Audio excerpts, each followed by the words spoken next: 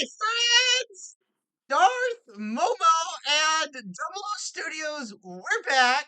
We're gonna do another ranking video. If you guys have been following our channel for at least a couple of years, you'll remember that we went through.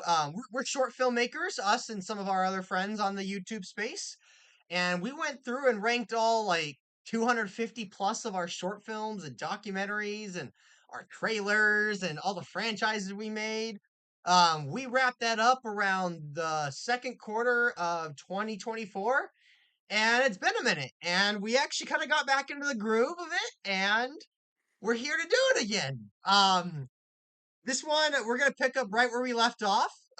We're gonna break this all into chunks. Before, we did like separate videos for different things, like bonus videos, documentaries, all that good stuff. But now we're just gonna do it in one video with sections.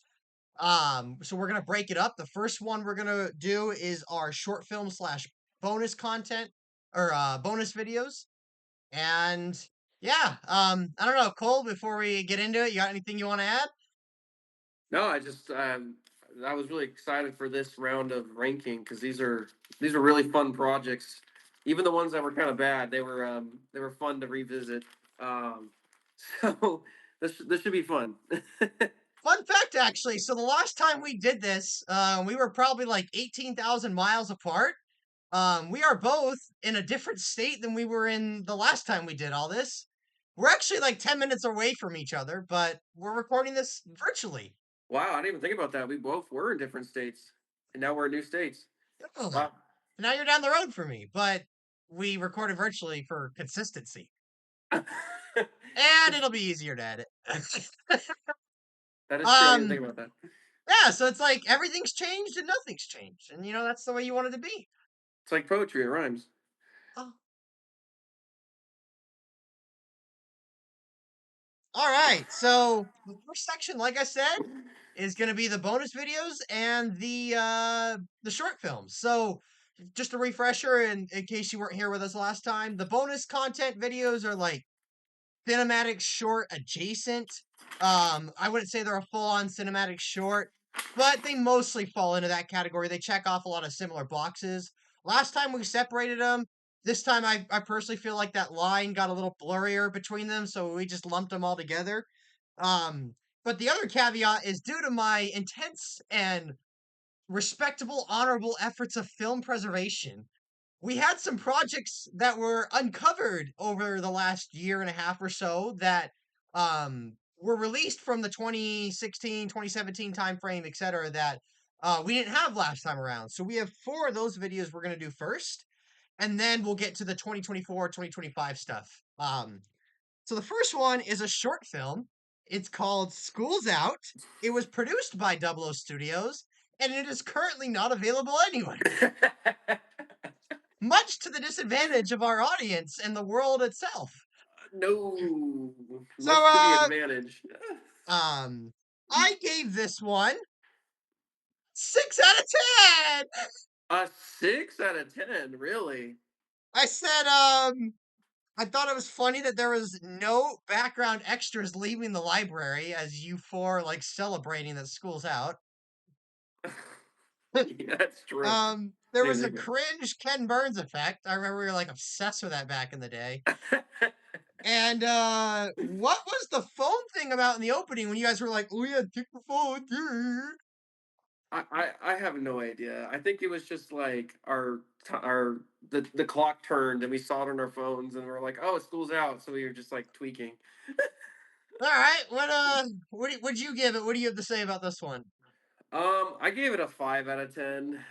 Okay. Um, I mean, to be honest, it was pretty cringe. It was really short. I don't remember it being that short, but it was really short, and there was just like no substance to it. Like the editing was really bad. But that kind of goes for a lot of the stuff that we made back then. But I felt like it didn't really make sense. Like there was nothing to it. Like we just leave school and then I'm just like playing guitar and I'm teleporting everywhere. I don't know if you noticed that, but I just am. I'm like teleporting, and that's it. Like we just leave school and that's it. There's no substance to it. Like what did any of that mean? You have to say it was kind of weird being in the world of what we've done the last couple of years. It was kind of an interesting throwback to go back to kind of the style of our past.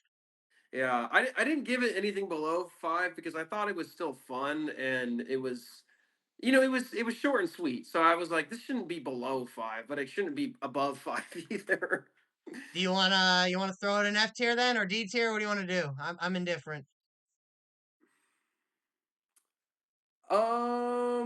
Well, what the heck? Might as well throw it in D tier since you gave it a D. All right. Um, Good. Our first catch of the day. The That's epic. second one we're going to talk about is also a Double Studios produced video that is also currently unavailable anywhere. It is called Stop Motion Spectacular. I'll let you take this one. Um, I mean, this one was pretty similar to Schools Out, but I just gave it one higher because at least this one was, you know, watchable. Like, I gave it a 6 out of 10 just because I don't know. Like, it was a pretty simple stop motion. The ending was a little cringe. Like, I wrote, it was mid until the ending became super cringe. There's a fight, but then I apologize. Like, what? Like, I just got beat up and then I apologize about it. Like, no one would ever do that. Um, the Mortal Kombat was kind of cringe, but like I said, it was just short, sweet, simple. It was easier to follow than Schools Out, so I gave it a 6. All right. I also gave it a 6 out of 10. I put the stop motion cool, but kind of choppy, kind of cringe. Meh. So literally the same thing. Yeah. Woo! The next one. So this one, I don't actually think ever saw the light of day on YouTube, did it? um, no, there was. I think I uploaded at one point. The visual Just documentary or yeah, I think visual I documentary, yeah, I think I did that, and then that was it. which we ranked that. So this one is the Extraordinary Four. This is the rough cut that was uncovered not that long ago. There was a finished video or like an exported video, but obviously this was never released, but we thought it'd be fun to include. So this one obviously it is not currently available anywhere, and it was never available anywhere except for Cole's hard drive. Um, Basically, I gave it a 5 out of 10. I said there was bad audio at parts, there was cringe accents, there was missing scenes, and there was rough camera work. That that's it. You gave it a 5 out of 10. Yeah, should I have gone lower? Um, I should have I should have joined you. I gave it a 6. Just because I thought I don't know, I just thought like some of the acting was fun, and I thought the story that was kind of fun, but Story yeah. you cribs from some other IP or whatever. Yeah, so if I'll just do a really quick deep cut reference. Basically, it was I pretty much did just like take the story of the extraordinary or the Magnificent Seven, and in that movie, basically a bunch of cowboys come and terrorize a town, and then the townspeople rise up. In this movie, a cowboy and his crew terrorize a pastor in his church, and this was like kind of a unique spin on it because what did you just do? I don't know what happened. Bruh. Okay, I might have to find all our files again. Keep Bruh. talking, keep talking. I'll just Anyway, blur the so screen. it was kind of a fun spin because instead of just like a town, it was a random pasture, and it was there was some funny dialogue in there, like, "Oh, this isn't my holy way. I've never shot anything that has shot at me before," and I don't know. It was funny. Um, but yeah, no, it was really bad. Like terrible audio, terrible camera work, terrible editing, not really cohesive at all. But obviously, this is a rough cut, so that makes sense. Um, and then when I'm yelling at Hunter, there's a scene that always makes me really cringe. I'm yelling at Hunter, and I'm like, "You gotta hate what you're firing at," and you could tell that like Hunter was not liking the fact that I was just yelling in his face, even though I was acting. Like I think he broke character a little bit because I was like yelling at him, but I was trying to be the character. So I always thought it was funny. Like, you know, you can't break character. I might be loud, but you can't break character. Yeah. Sorry, folks. I don't know what happened there. the page just refreshed. So I had to re-pull all the photos in. They're out of order now, but that's fine. We know our order and we're gonna go in that order. But in case you're wondering why we're pulling out of order, so I'm sorry, but I don't think we can put the Extraordinary Four rough cut in D tier. That's fine. All right, woo! First F tier. And our last pre 2024 video we're gonna go over is Greece Party at the Parthenon, currently available on Jeff Hall. Who? Oh, Jeff, Jeff Hall. Or, um, this was a video y'all made for the announcements, right? yeah. But I thought it was kind of funny. It, Go ahead and you take this one. the first thing I wrote is cringe. Um, 5 out of 10. Had potential, but was so cringe. Acting was bad. The credits was the best part of this. Like literally, when we wrote this, I thought it was really funny, and I thought Lance was hilarious. But looking back at it now, like that was terrible. Like I get what I was trying to do. The jokes in theory would land, but our acting was just terrible. Um, However, I love watching the like just Jake and Chris argue at McDonald's about Greece and Rome. That was so funny. Not just a McDonald's in Walmart. And then on top of that, they're just arguing, and there's just this old guy that passes by. It's just so funny. So I'm like, you know what? I think it's a 5 out of 10 just for that. I actually gave it a 6 out of 10. I kind of like this one. I'm not gonna lie. I thought it was a clever, considering you have like no budget in your high school kids. I thought it was a clever use of the set, having like using Jake's house where it's all painted fanciful in the background. I Oh thought yeah, that was a clever use of the set. I put poor Morgan. I remember when she yeah, told me she was my lab partner in biotech. I remember when she told me she had to do this, and I'm like, oh, I didn't know that. Cringe, Jake. You want a tussle? yeah. That was bad. I said it was a 7 out of 10 until it zoomed in on Yak's face munching on the pita bread. The end credits I put down objective. Yeah, Jake's like objectively wrong. So I like this one. That one's trash. It at least goes in D tier. All right, well that's what I gave it was a 6 out of 10. Oh, I thought you gave it a 7. My I bad. said it was a 7 until it zoom in on Yak's face, and then that demoted it to a 6. I Yeah, don't want to see Yak munching on pita bread. put that in D. All right, we are now moving on. We should have everything ranked from pre 2024 across all the other videos that we have done or that we've made and we have access to. We're now going to start with 2024. So if you guys remember, we kind of did a 2024 ranking, but we did that in March, and the only short film that had released by that point was Underground. So we ranked that. We're going to start with the Gunman episode 5, which is interesting because by the time we did the franchise ranking video, Gunman 5 had actually been out. So we all each gave like a brief little ranking of it then, but we've had some time. Let's see how it simmered. The Gunman episode 5 is currently available on Double O Studios and Nuclear Films. For all intents and purposes, we are talking about the Double O Studios version here. I guess I call that the definitive version since Cole's kind of like the chief creator of the Gunman. There isn't too much that's different between the two versions. Just an honorable mention, ranking it as its own thing. I did want to just briefly talk about it. I gave it a 7.5 out of 10, the Nuclear Films version. It's not too much. Different, but the differences are enough for me to take it down just a tad. I gave the Double O Studios version an 8 out of 10. Just the last way or the way the last sequence was edited, and then some of the music choices, just enough to knock it down for me. But by all means, I wouldn't say it was bad. But that's it for the Nuclear Films version. That's all I want to say about that. Moving on to the Double O Studios version. Yeah, I mean, I do want to say in hindsight, it's kind of interesting because this was before you went back and redid all the all the gunmen. So the credits are a little different. Like we just list all the extras instead of their names. The intro, I remember you tried to keep it like pretty unique with the intro to keep match the Nuclear Films versions of 1 through 4. And then you ended up, changing some of those. So and then 6 is completely different. So I thought it was kind of funny. The quality on the intro looks kind of rough.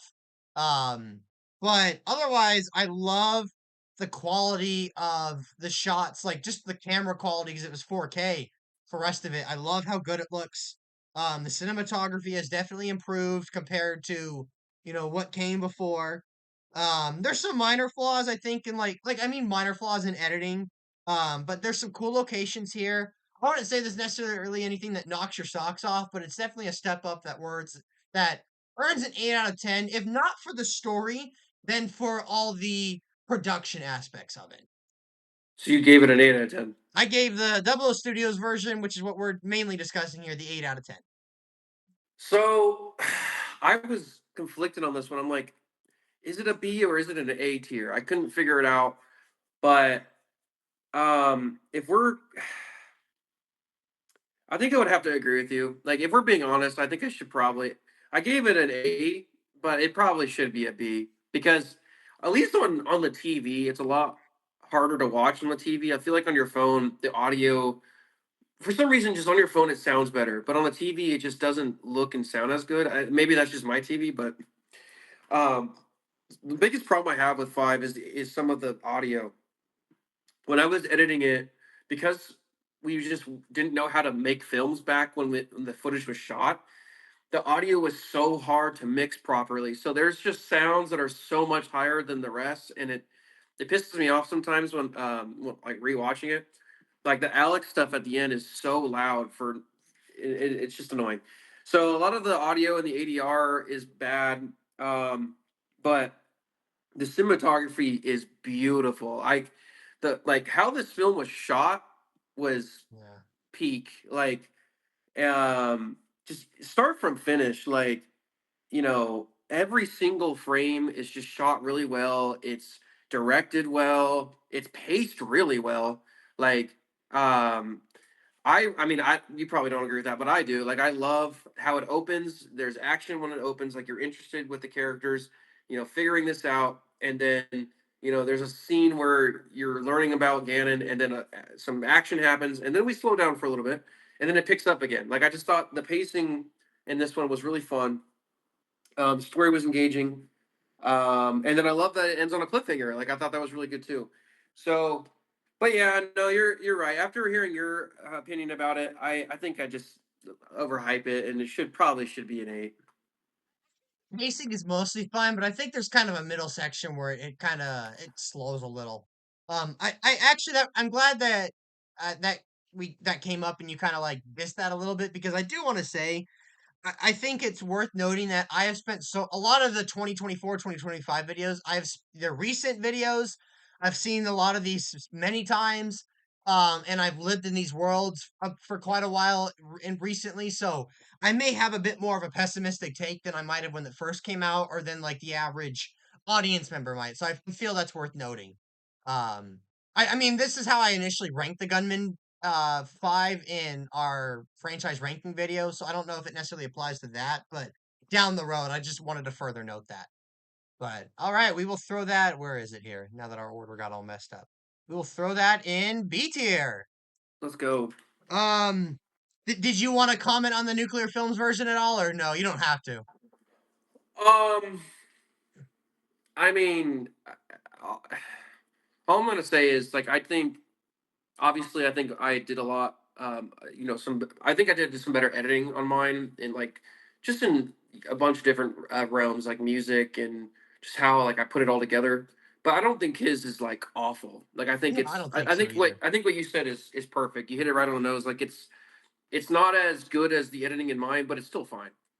And I want to say too, and this will be more applicable when we briefly touch on it in Gunman 6, but when it comes to the two different versions, and I'm only just throwing them in here because I want to pay, respectable tribute to both, but I try to look at it not just in comparison with one another, but I try to look at it as in like, well, how would I look at like, the Nuclear Films version if this was the only version, or the Double O Studios version if this was the only version, not how do I look at these two in comparison to one another? Yeah. The next one we're gonna talk about is shoot. I don't even know what these names are. I had to take a picture of it and I pull just it up called on my it phone. Gunman. I just called it Shorts, the Sonic one. That's just what I Yeah, but called my it. OCD is gonna kick in and want the name. I figured. So we're gonna talk about the gunman shorts. In the apocalypse, fast food would have been a delicacy. This is currently available on Double O Studios. Go ahead, take it away. All right, so I really love this short. I think it's visually really nice. It's all visual storytelling. There's not much going on, and you still, you know, there's still something to take away from it. So I gave it an 8. I think that might be a little high, but I still did because I thought the cinematography was great. I thought, the setting was fun, and I just think like the idea that, he's eating some trash on the side of the road, underneath a Sonic, is very like symbolic, and it's just something you don't really think about sometimes when you're dealing with an apocalyptic universe. So it's like, yeah, fast food to us right now is it's just like crap. Like no one like, oh, you eat fast food, how dare you? But in the apocalypse, it's just like fine meats. so I don't know. I thought it was a great short, really well directed and edited. Yeah, I gave it an 8 out of 10. I gave it a 7 out of 10. I personally expected to go into all these shorts, except for the last one, and give them like really low ratings because like I know there's not really much. I expect my preconception of it was, oh yeah, there's not a lot of substance with these, and in comparison to a lot of our other short films, I'll probably give them low rankings. But I'll admit I was impressed. I'll say especially since this was the first one and you did several of these, and you may or may not be doing another one. Like I wish there was a bit more of an introduction to this. I also said though, I like the music, and I think it really helps hammer home the setting and the desolateness of the Gunman universe. And that was what really I think made me kind of have a much more positive look on this one. I don't think there is too much to it. It's just a simple, yep, there's an apocalypse. There's not much going on there, but I love the shot of like when you're just staring at like the abandoned building and you've got that music playing. I thought that was really, really good. Um, where do we now that we're at an impasse? Where do we put this one? I mean, obviously, since I put it at 8, I mean, I would put it at 8. But if you want to put it in 7, I really don't care. All right, we'll put this one in C tier. All right. The next one we're going to talk about is the Gunman Shorts. In the Wastelands, you never know what you'll find to help you survive. This is currently available on Double O Studios. I put this as a 6 out of 10. Dang. It starts out extremely abruptly. It's just kind of like, oh, jeepers, okay. Yeah. Um, I think the biggest crime this one commit. Oh well, I said the skeleton is comical. Yeah. I also said, why doesn't the gunman have guns? Yeah. So, oh, go ahead. Are you done? That's it. That's all I got. Yeah. And then it's just So, like it's over before you know it. It's just always getting shot at and he's running and that's it. yeah. So for this one, I gave it a 7. Um, and I think I gave it a 7 just because of the skeleton alone. Like when I first made it, I didn't really care about that. Like I thought about it, but I didn't really care about it because I thought it wouldn't really be noticeable, and I thought it was just cool, like a skeleton. But then when you pointed it out, I was just like, well, now I can't stop thinking about it, and it kind of ruined it for me. So thank you. um, but I don't know. I enjoy it. I don't know. It's quick. As for like the guns, um, my thought to it was this could be a time before he had the pistols, or you never know what could have happened. Like he might have in the fighting he could have lost the pistols. So I just kind of left it up for an interpretation. Um, so I that's actually a point I didn't even think about. Like I was just thought, oh, he just doesn't have the pistols with him at this particular time. I mean, the problem with that is it's like if he's the gunman and that's what he's known as, he should probably have guns. Well, I wanted to do something different. Like I wanted him to have a knife. Like I wanted him. I was just trying to be different. That's the only reason I did it that way. All right, now that we're at another impasse, where do we put it? I don't think this is a D. I would put it in C. Okay. Hey, I gave you the other one, and Oh look, my Brand. computer tweaked. It's a sign. What? I said, it's a sign. My computer tweaked and I dropped it in D. It's a sign. Well, I gave you the other one to put in C, so there you go. Okay. All right. The next one. Who is this? One, two, three, four, five, six, seven, eight. Okay. This is Lethal Weapon. This is currently available on Double O Studios. Take it away. um, I give this one a 6 out of 10. Um, Bad editing. I mean, well, I guess just to say like this is not a documentary, but it is a documentary at the same time. So It's it's just a. basically an unfinished video that was missing scenes. It was never finished. So I guess with that lens, it's kind of unfair to give it a 6, but at the same time too, it's a 6. Like the editing was terrible, the writing was cringe, the acting was bad, the color was awful, the audio was bad. Literally everything was bad. I said, um, gave it a 6 since it's sort of yeah, I gave it a 6 because at the same time too, it's sort of like because I'm literally saying, "Oh, this isn't finished," so it also kind of feels like a doc, but it isn't. So for that, I gave it a little bit of grace. But I mean, I literally admit in the last like second there, I'm like, "This is the worst film I ever made." Which now looking back at that, I don't agree with that. It's so bad that I gave it a 60%. Yeah. I gave it a 5 out of 10. I tried to rank it based off of what was there. Um, I just thought, just within the scenes that we had, there was some bad acting, mostly from Jake and Chris, which you wouldn't expect from Jake. But yeah, Jake turned in an awful performance here. I think what happened was, and I'm not trying to like brag, but I think what happened was is because I was directing and acting, and I had a lot to do. It was just I couldn't like stop and like help Jake. Whereas before, like I could like sit there and just like say, "No, do it again." I thought your hot dog line was kind of funny. I did laugh at that. The audio was pretty rough though. There were some jump cuts in the middle of scenes. And then of course I wrote down no ending, but I'm not inherently gonna like rank that against that. But yeah, there was a lot of bad stuff with this. I don't think this deserves a passing grade, even within the context of it's not finished. Just within the scenes you got, I think they were pretty bad. No, that's fine. I mean, that's why I said I gave it a 6 because it's a rough cut. But yeah, you could put it in F. Woo! The next one is the Gunman shorts. Strangers in the Apocalypse are 10 times worse. That's what I called it. I don't even remember calling it that. Yeah, with a one, not 10 times, 10x. Oh yeah. This is currently available on Double O Studios. I gave this a 6 out of 10. Okay, go. I said I kind of like the character moment of giving him the cape, but at the same time, it was just kind of, eh. Yeah, I I agree with think that. this is probably my least favorite of the three or of the four of them. Yeah, this one. Right, is that all you have to say? Yeah, that's all I had to say. I actually also gave this a 6 out of 10. I think it's just kind of boring. Like, there's really not much happening. And really, the best highlight is the ending. So, and there's not like a lot of like. I mean, there is some cool cinematography, but not really at the same time. And also, the lighting is really bad. Like, I shot it in the middle of the day, and then I tried to make it look like it was at night. So that was really stupid. Um, so yeah, I mean, it was fine, but it wasn't that great. So I gave it a 6 too. I'm also not the biggest fan of the setting either. Like at least with the first one you did, like yeah, there's trees, but it's like it's a lot more spotty. So you could buy that this is in some sort of like wasteland area or like a different Oh, part of that the area, but this one it's just full on green. I'm like, I don't know about that.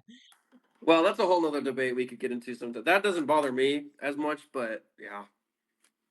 All right, where is it here? This one. All right, D tier. The next one is the Gunman Shorts, The Wanderer. This is available on Double O Studios. Take it away. All right, I gave this one a 9 out of 10.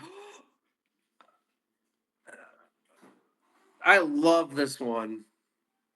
It's literally just a compilation of what inspired the gunman. And I love the song. I love the locations. It's just simple. Like, yeah, there's no substance to it, but that's the point. Like, it's kind of just like It exists to tell people what inspired me to make it, and I just think it's fun. Like it's just me. I love the slow motion of me putting the the glove on and then me putting the hat on. It's just simple, and I thought it was great. Um, I gave it a 7.5. Bruh.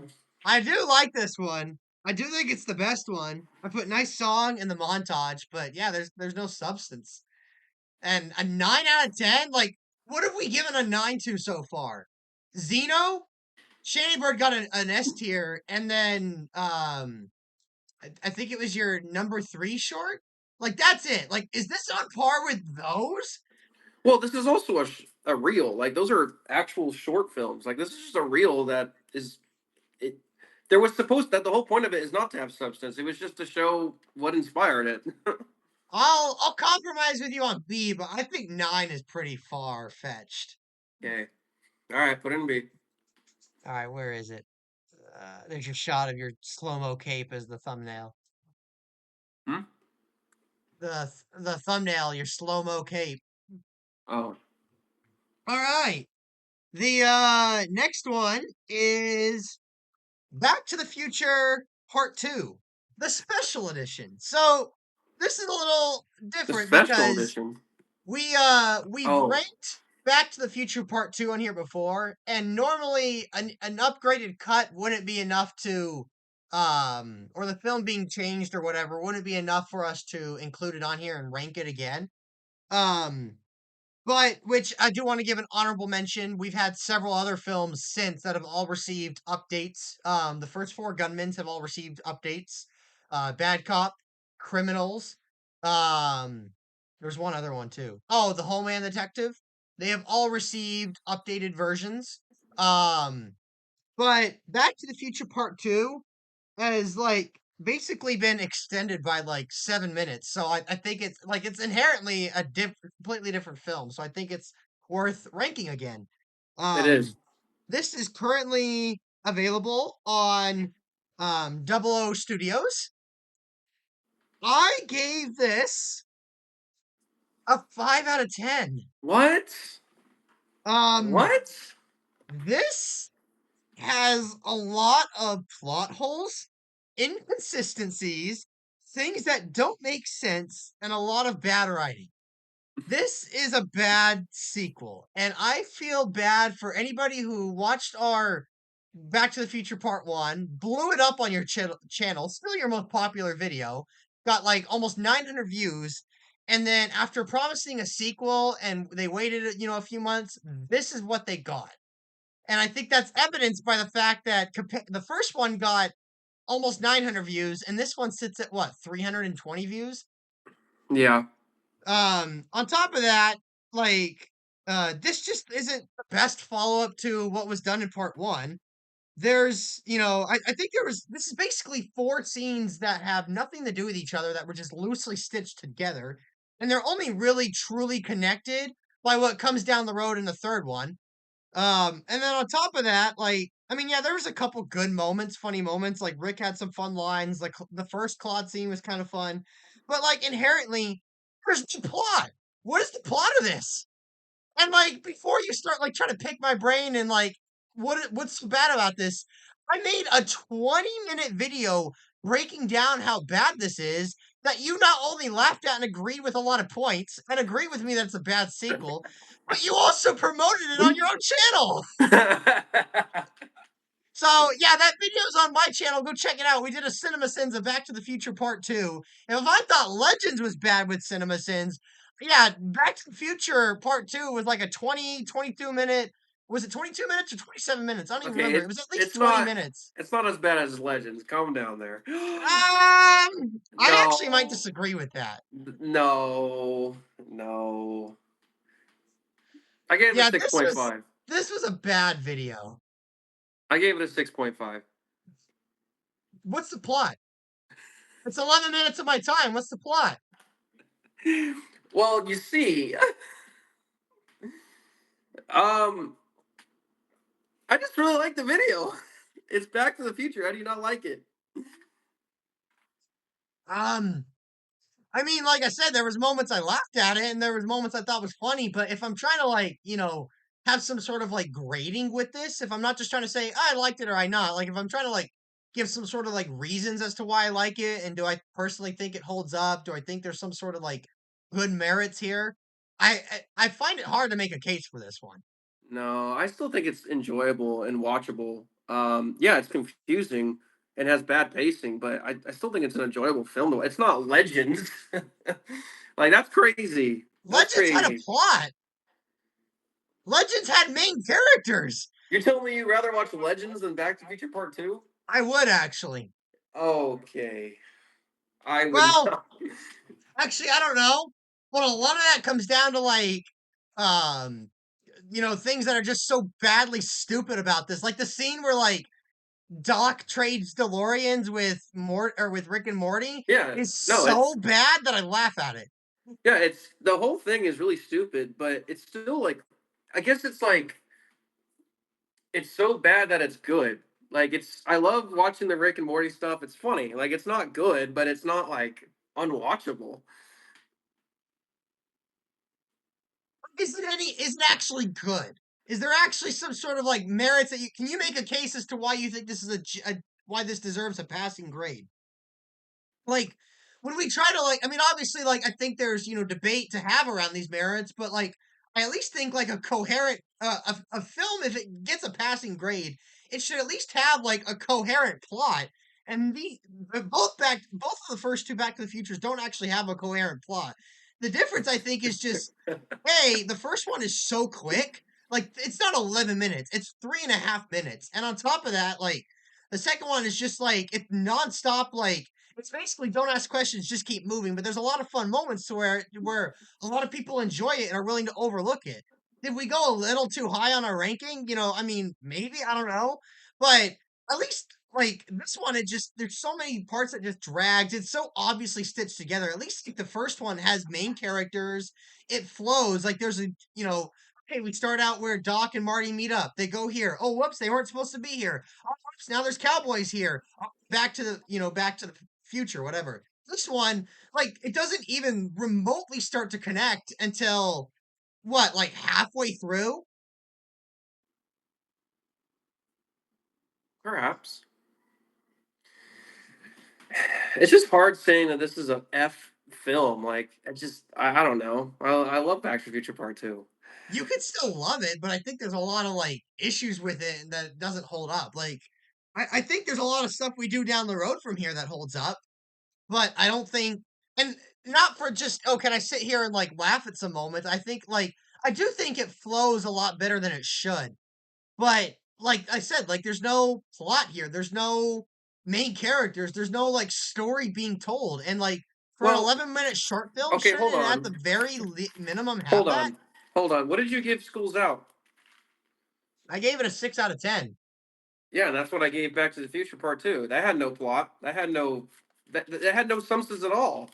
Well, Like at schools least first off, Schools Out is 2 minutes long. so. Second off, no, well, actually, it's even less than that because of the credits. Second off, at least Schools Out has like a main cast, and This has a it's main not just cast. it's got your four main characters, these people celebrating school. But on top of that, at least School's Out isn't like a montage of like completely disconnected things. Like I think the biggest problem is when the moment Back to the Future 2 finally connects, when like Rick and Morty show up and they're in Doc or female Doc's world and they're trying to explain what happened with Claude and all that, which still has nothing to do with Marty and Doc, by the way, our main characters from the first one. But at least where some of these start connecting, Doc's just or female Doc's like, no, I don't want to help you, and Doc's like, or Rick and Morty are like, oh, okay, well we tried, and then they just completely move on. So it's like, well, what was the point of everything I just watched? I understand what you're saying. I just think if you're gonna at least be consistent, like if you're gonna hate on Schools Out, or I mean, give Schools Out all the love and then not Back to the Future Part Two for the same point that you're making, and it's just like, well, then you should really lower Schools Out too, All right, we'll put Schools Out in F. bruh. No, put Schools Out back. I don't think it belongs in F. I think it's a D film. I think that's absurd, actually. Didn't you once tell me that a bad sequel gets less than the first one? And this one, even with an ad, it had what, a third of the viewership? I don't. I mean, who cares? I still love it. I don't. Well, who's gonna win on this one? I don't know who's gonna win. Well, how about we put that one to the side and then we can compromise later. Okay. All right. If something else comes up, then we can compromise and we can move things around. I don't All know why right. you hate Back to the Future Part Two all of a sudden so much. Go watch my 25-minute cinema synth video. I did. I still love it though. You agreed with almost everything in that video. It shouldn't be an F. That's crazy. It shouldn't be F. All right. The next one we're gonna talk about is Back to the Third Future. Currently available on Jaw Movies and Double O Studios. Go ahead, take it away. I give this one a 9 out of 10. Okay. Obviously it's like not on par at all with like the other nines that we gave. Like I guess filmmaking wise, but it's just nostalgic. It's epic. It's hilarious. Um, Story is enjoyable. The jokes are funny. And it's just a good send off to the area. So yeah, it might be a little bit too high because I'm biased, but I love Back to the Future Part Three. Like it. I don't every each time I watch it, I love it. Like I can watch that forever. Like there's so much to enjoy about Back to the Future Part Three, Um, I gave it an 8 out of 10. which is probably what it deserves. But Said, first off, for starters, unlike the first two Back to the Futures, whether we love them or hate them, this one actually has a plot. yeah, It's a little rough at the start. I think it's a little slow in some parts. I think there's some genuine comedic moments here. I think Andrew, as expected, turns in a good performance as Marty. Um, Jake's fun as Lucius. Um, yeah. yeah, every time I watch the ending, I always go, "Oh, Tucker," and Emily does it too, and it's a sweet, touching ending and a wonderful credit send off. I gotta admit, going into this, I expected to give it an 8 out of 10, and while watching it, I'm like, maybe it's not an 8, maybe it's a 7. But after watching like the ending and Tucker pops in and the credits, I think it's an 8 out of 10. I will say I forgot this was your version. So when I saw like the really bad close up of a hand, I was like, bruh, This is the definitive version. no. Well, if I'm the writer and the director, and I also like Of had a my big hand in property. editing it. What? Of my property. I This hired is you. an IP you parodied. But it's under my logo. But I'm the direct. Like, would we not call this the director's cut? I mean, y- if this is the cut you like, that's fine. But I don't. I still like mine. The only thing I like more about yours is that the Millennium Falcon doesn't like twitch Well, as much. the definitive doesn't inherently mean whether it's good or bad. It just means like I would say this is the closest to the creative vision. Like this is the Oh, director's cut. Like you can like the other version more. That's fine. I would just say this is. I mean, this is the director's cut. that's not This the is one the I have uploaded on my channel. Yeah, I know. I'm not saying whether that's bad that you like yours more or not. I'm just saying like this is the director's cut. Okay. All right, so we're gonna slap that sucker in B tier. Yeah, that's fine. All right. Give me a second. I want to snack. Right. This is all All recording, right. right? So the next one we're gonna talk about is the Gunman episode 6, currently available on. We're gonna talk about the Double O Studios version, what I would call the definitive version because it's edited Canon. by the chief creator. That's currently available on Double O Studios and Jaw Movies. There is a version on Nuclear Films.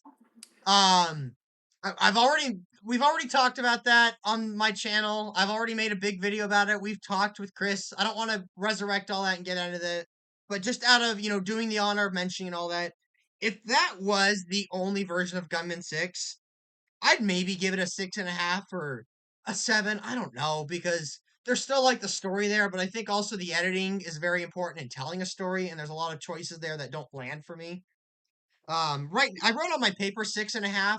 Honestly, we'll never know if this was what I would rank it if it was the only version, but 6.5, maybe 7. I don't know, but that's what I would say with that. As for the Double O Studios version, I gave it a 9.5 out of 10. Um, I thought about giving it a 10 out of 10. I think watching it, there are just enough little things in there that I think, like, I don't know if I could call that a flawless 10 out of 10, like I would call Shanny Bird, the only other thing we've given a 10 out of 10. I'm open for persuasion on that. But without a doubt, as a group, I mean, obviously, you and Chris have had some individual projects you guys have done that are pretty good, but as a group, this was our magnum opus. Um, Phenomenal editing. The soundtrack is perfection. A great story. It's a miracle it got made. We don't need to go too deep into that. There's a whole documentary about it. The editing and the music sell the story, and the ending is beautiful. Yeah, yeah, uh, yeah. I think you're right. I think Shanny Bird belongs to be the king of S tier. I don't think has there been any other S tier video. You said there isn't. Yeah, I don't know if Gunman Six should be in S tier just because I think Shanny Bird just visually and yeah, yeah. I think visually Shanny Bird should just be in S tier, and I don't think another film has compared to it yet.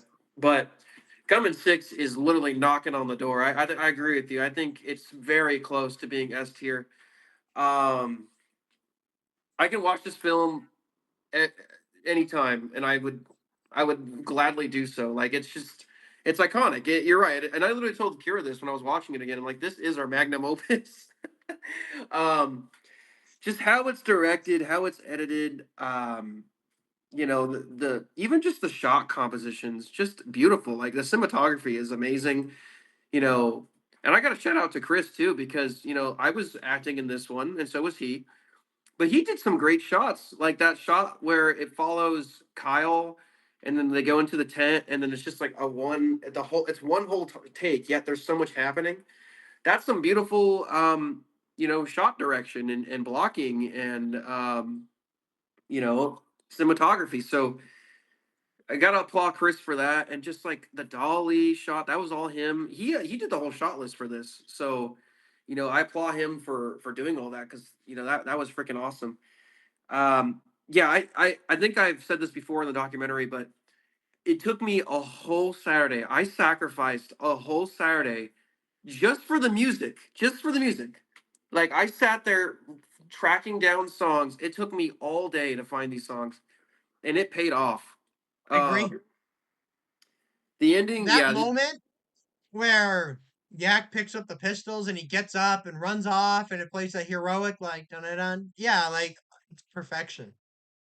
and then like the ending, like the passing of the torch, the message coming for full circle, like you know, he being the he ending the cycle, like it's chef's kiss. But the one thing I will say, the one scene that I don't like is my dying scene. I feel like my acting is pretty bad, and Oh, I think it's fine. I will say that the multiple coughing is kind of cringe. Like I don't really care for that too much. And there are some things like I wish we didn't rush some of the takes with Jake because I have two takes in there that are better. Or maybe I just missed it or something. But I remember having one take of Jake in there that he says a line wrong, but I had to keep it in there for some reason, and it takes me out of it just a little bit when he says I think he says hills wrong, and then he says something else wrong when he has the gun. So, but that's really it. I mean, just those three things. Everything else is just magnum opus. All right, let's throw that sucker in A where it belongs. And the thumbnail. Oh, All right. So the next one we're gonna talk about is currently it's Fedora Man 2.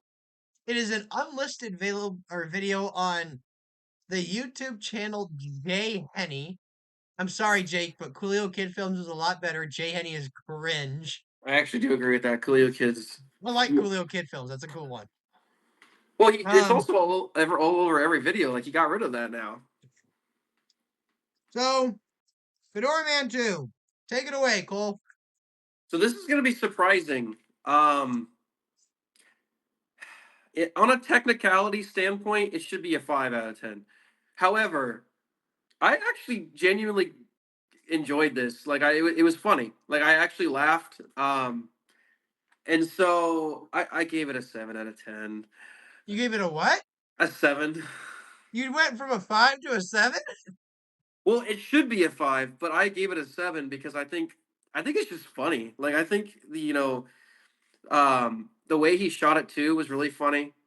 Um, Obviously, there's a lot of bad cringe moments. The acting is terrible. The audio is terrible. What did I even write here? The first 4 minutes were actually really funny, and then it went all downhill when the hat took over. The comedy in the first 4 minutes was hilarious. The hat, multiple voices, was kind of bad. Um, your ending was funny. I like the story. So yeah, I mean, the ending was really funny. I like the story, but there was a lot of bad to this. I shouldn't have given it a 7 out of 10. I just did because I thought it was so funny.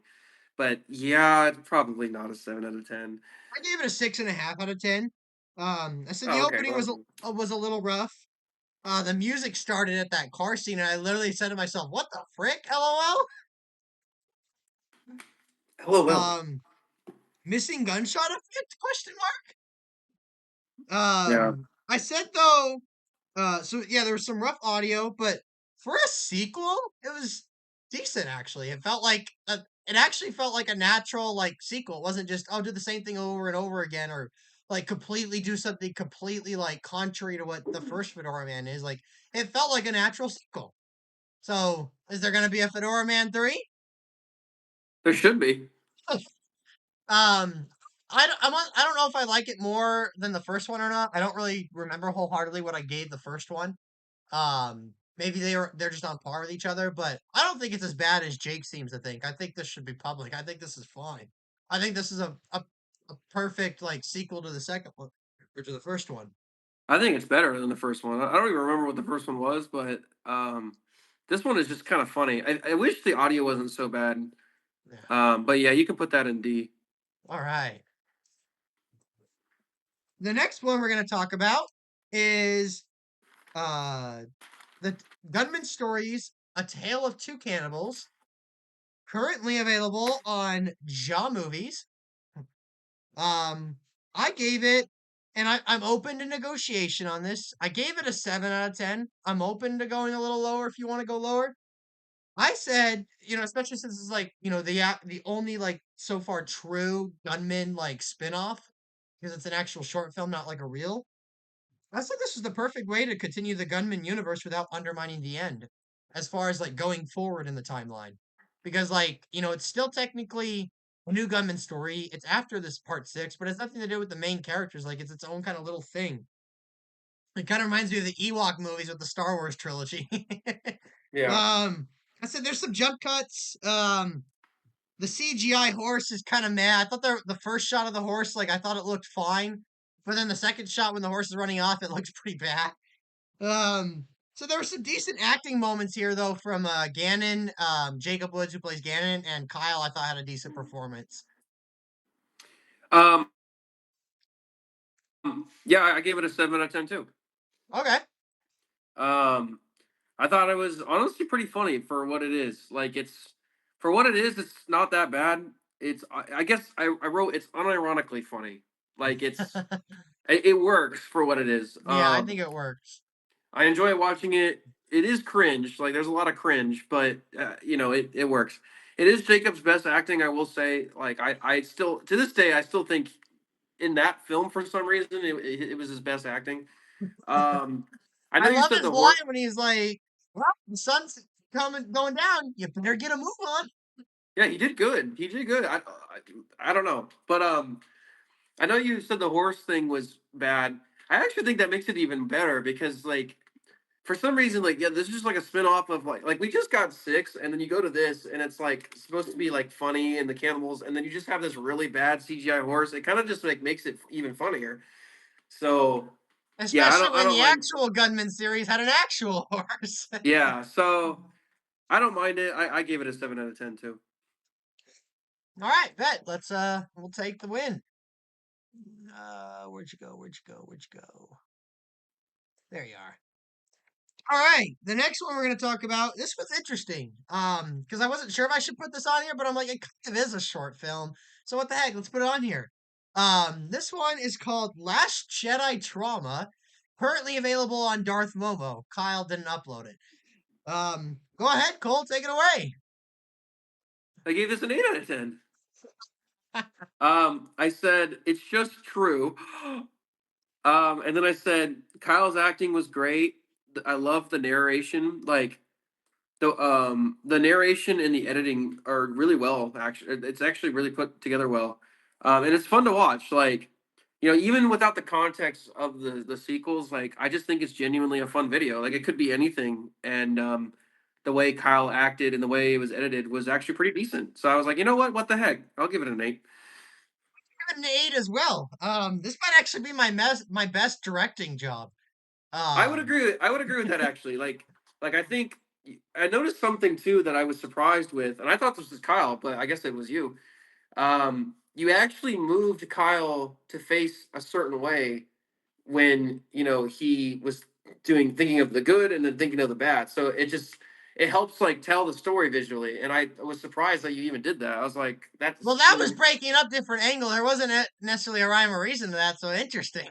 bruh. You didn't have to say that. I want to be honest. Yeah, I thought Kyle had a good performance. Yeah, I directed this, but Kyle actually wrote this.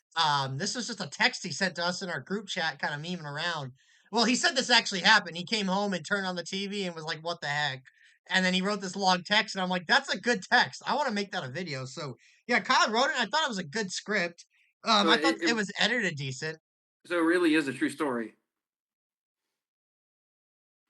Um, well, I mean, yeah, it's a true story since this is actually how someone personally felt about a video or about a movie. That's even it should go in 9. It should be 9 out of 10 now. Just kidding. Ah, going 8 out of 10. I love the thumbnail too. I think the thumbnail is great. Like It is. freaking Ryan Johnson laughing and, and Kyle's like, "Huh." All Yeah. right. The next one we're going to talk about is the cereal joke. This one is currently available on TheWebShark. Um, I'm open to negotiation on this. I gave it a 7 out of 10. Um, What? Really? maybe it should be a tad lower. 'Cause What? I do have to admit I put it on faster speed. I don't remember Hunter speaking so slow. Um, I said like over here because I asked him. So I edited this, and I asked him when I was doing this. Initially, I pitched this as a narrated script, and I said, "Hey, do you have a copy of your script by chance? It'll make it easier for me to work with." And he's like, I never had a script." I'm like, "What do you mean? Like you just made it up?" He's like, "Well, I had my mission companion explain this to me, but he said it was like a 5 minute premise, basically. Hunter just took it and ran with it." So I'm like, "We got like the next Tolkien over here." Building this whole like world, and I think it's kind of cool. Like, there's a lot of interesting little lore he builds here, and I got to give him respect for that. What did you give it again? That's 7. A 7. I thought you said a 6. I was like a 6. Oh, I gave it a 7. I said I love that the AI is intentionally and obviously bad. Obviously, like I've got a lot of negative things to say about the rise of AI, but like when Hunter came up with the idea for the AI, he's like, you should just have some like cruddy like AI generated slop images over this. And I'm like, you know what? That's funny. I like that.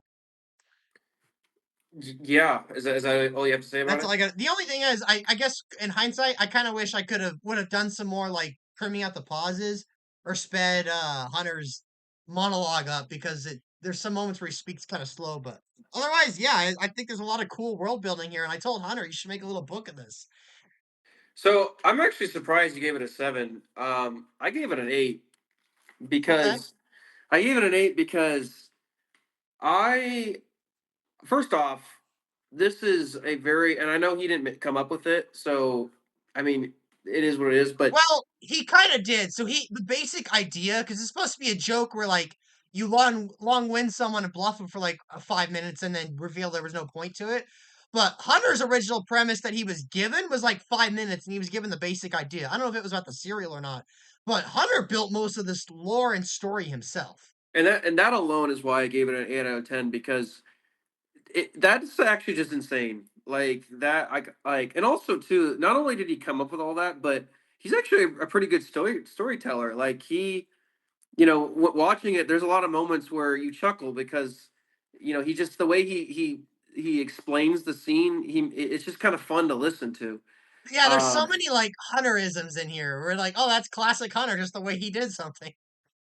Um, the AMI images match the story well because it was funny, like you were saying. It's kind of unironically funny. Um, the no punchline thing was hilarious. Like I know that was spoilers, sorry, Oh, that's but fine. that is just hilarious. Like I love the idea that none of it really mattered in the end, and you just went on this 37-minute freaking long thing, and yeah, like yeah. I was like, you know what, this deserves an 8 out of 10. All right, you know what? If you want to go 8 out of 10, we can do that. I just want to say this too. I love how the serial is implemented. Like you know, he he described the world very uniquely, and there's so much detail. Like he could have just said, "Oh, then he went to another bowl of cereal and it was Frosted Flakes." But no, he literally um made up Frosted Flake Land or all this stuff. Yeah. Like it was unique. It wasn't just bland. So yeah, give It it an 8 out of 10. feels, even though like if he really didn't have a script, he clearly like came up with this as he's going along, but it doesn't feel like made up. Like it feels like this could be like a real like actual fictional universe. Yeah. All He right, should he Hunter, should you make that. once again you've impressed us with a banger. Yeah. All right. The next one we're gonna talk about is Sad Day. We're gonna talk about the new Batman, Poisonous Joke. Um, this is currently available on Jaw Movies and TheWebShark. Go ahead, take it, Cole. So okay, this one's a little tough because it should be it should be a 7.5. Maybe an 8. Maybe an 8, depending on how this was actually supposed to look. But the way it is right now, I didn't want to give it an F and lower just because I feel like it's not fair. I gave it a 6. Um, and solely because it was robbed of its like heyday. Like I don't think it's like objectively it should be a 5, but I gave it a 6 just because there was a lot of potential with this. And I don't really care that the video footage is all like spazzing out because I know what happened to it, and you even explain what happened to it, I think. Yeah, But in the video. so I said, but besides that, I said the audio laugh in the beginning was terrible, but the story was fun. Obviously, corrupted footage sucks. I liked McKay's Batman. I thought his Batman was way better than my Batman. Yeah. Um, Batman and Ivy worked really well together. Their chemistry worked. The worst. Wait, what else? I don't even know what I wrote there, but yeah, better costumes. Yeah, it's just an enjoyable story. But unfortunately, it was robbed. So I gave it a 6. It's probably not a 6, but I actually gave it a 7. I tried to overlook the glitchiness as best as I could and just take it for what it should have been. Like, I guess overlook the glitchiness, because if it wasn't for the glitchiness, like, how would I be ranking it? I guess. Um, I guess the only question I really have is like, how is Batman alive? What happened there? That wasn't really explained. The whole like she kissed him and he was supposed to be dying, but then like he shows up in the fight, she tries to kiss him again, and he's just like, I'm here, and she's confused. They don't really comment on that. I don't know if there's some sort of like in-universe reason in like the comics, and Hunter just didn't explain that in the script, or maybe there was a scene that was supposed to be shot that didn't get shot. But I gotta say, like, if this was actually done, like if it wasn't glitchy, this might be the best Batman. yeah, Um, I know, like you might. I was expecting kind of an argument for six, and the only reason I might put this above your guys' Batman six is because I think six is just a big fight scene, whereas like this has some sort of story to it, culminating in a fight scene. So I think for that alone, I think that I would give it. I would put production value for both on the same point. Well, I would say story wise, I think this one is better. Um, I don't know about that, but I think if this was done properly, I think it probably would be better in six, not because of the story, but because of just McKay as Batman and Yeah, Ivy and McKay's just a better Batman. I feel like solid costumes on everybody. Yackerson, Aubrey, even the goons. I think there's a lot of decent dialogue in here too. Um, and like some good shots too. Like I love the shot of like Aubrey kind of closing the door and then McKay just like catches it real quick and then quick cut to them like moving outside. I thought that was a really good shot, like transition. yeah, I love the shot too, like the exchange where Yak's like, this is where the fun begins, and Batman's like, well, this is where it ends, and whatever, you know. yeah. And I love like the music too. Like honestly, I just took all the saved music I had from the earlier Batmans and just which track works best here. So it's that scene with Martina. It's actually the Quantum of Solace music. Bond will return. All right, do we give it a seven? Do you want to compromise? Fine. Put it in seven, and then you can put Back to the Future six. Yeah, yeah. It doesn't belong there. I All right. disagree.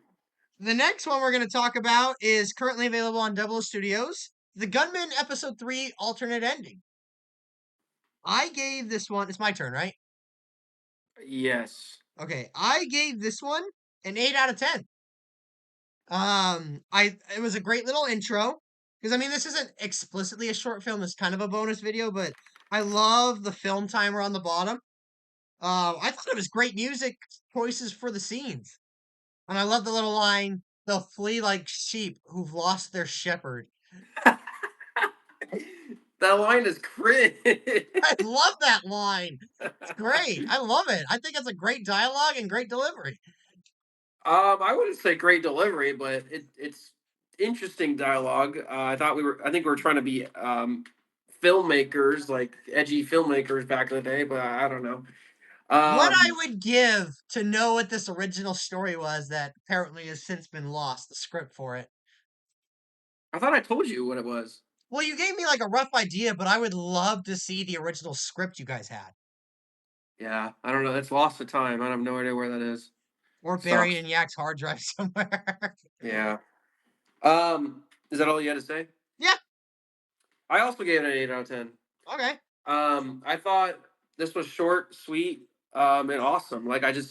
I love the opening where we're explaining what happened, and I love just like the projector effect and the sound, and then yeah, it just goes straight into just unused clips. And I love that I added like the actual take and like how long it is.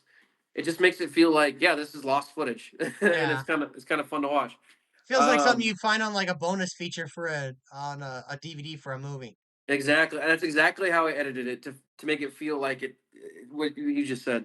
So I was like, yeah, I'll give it an 8 out of 10. Why not? All right, the next one we're going to talk about is currently not available anywhere. It's a Double O Studios production. It is titled The Pool. Go ahead.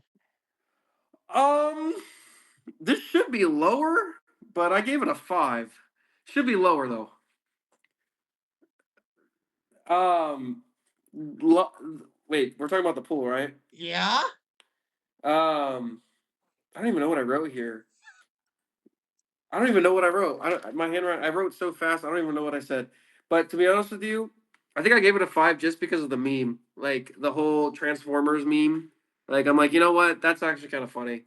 Um, as for the film itself, like it's stupid, but it's not like unwatchable. So I was like, you know what? I'll give it a 5. I gave it a 7. What? A I 7? unironically like it. Yeah, this is why Back to the Future needs to be in D. How do you give that a 7? It was funny and quick, and I liked the little Nickelback ending. That's all I had to say. I don't know. I enjoyed it. That was awful. The pull is awful. All right. Well, it's going in at least D. All right, fine. Take the win. You made a good, decent video. That is not. Oh, okay. The That next is not one, better than Back to the Future. the next one is also a Double O Studios video that is unavailable anywhere. It is called Shootout. I gave it a 7 as well. All I wrote Wow. was it was quick and it was funny. I liked it. No, no, no. I gave that a 5. Like, that was. I literally said, "What was that?" Like, it was kind of funny, but also stupid. Like, no, I mean, it didn't really make any sense. Like, he got shot, and then I'm like, "Well, we're screwed," and it ends. There's no substance to it. There's no story. It's just we're shooting at nothing, and then he gets hurt, and then I'm like, "Oh, we're gonna die," and that's it. And like the editing was also really bad. So I'm like, "What the heck?" Well, it's also not a sequel and it's not 11 minutes long. Yes, because you're always right. That's why I felt that way. There's no way those are better than Back to the Future. That's ridiculous. I do actually like them more, I think. No. All Are right, you well, that putting one's going in? in at least D tier. It doesn't have to go in C, but Yeah, put that in D. all right. The next one we're going to talk about is we've actually ranked before, but it was a silent film with all the raw footage shot. So this is also another situation where this has basically been completely transformed into a coherent film, short film. This is called The Exchange. It is currently available on Double O Studios. Uh, Go ahead, take it away. Do I go first on this one? Yeah. Oh, okay. I gave it a 6. I thought it was just fine. Like I thought it was quick and to the point. Nothing too much to it, but it was also fun to watch. I do love how it just kind of like opens mysteriously, and there's just like music and people arguing, and then um, yeah, I mean, I think the exchange was fun to watch. It also has no substance and doesn't really make any sense, but I thought it was at least watchable and fun. So I was like, I'll give it a 6. I gave it a 7.5. What? I thought it was funny. I wrote wow wow wow wow wow on the F bombs, but they were still funny. Um, I said there were some decent performances. There were some cool shots.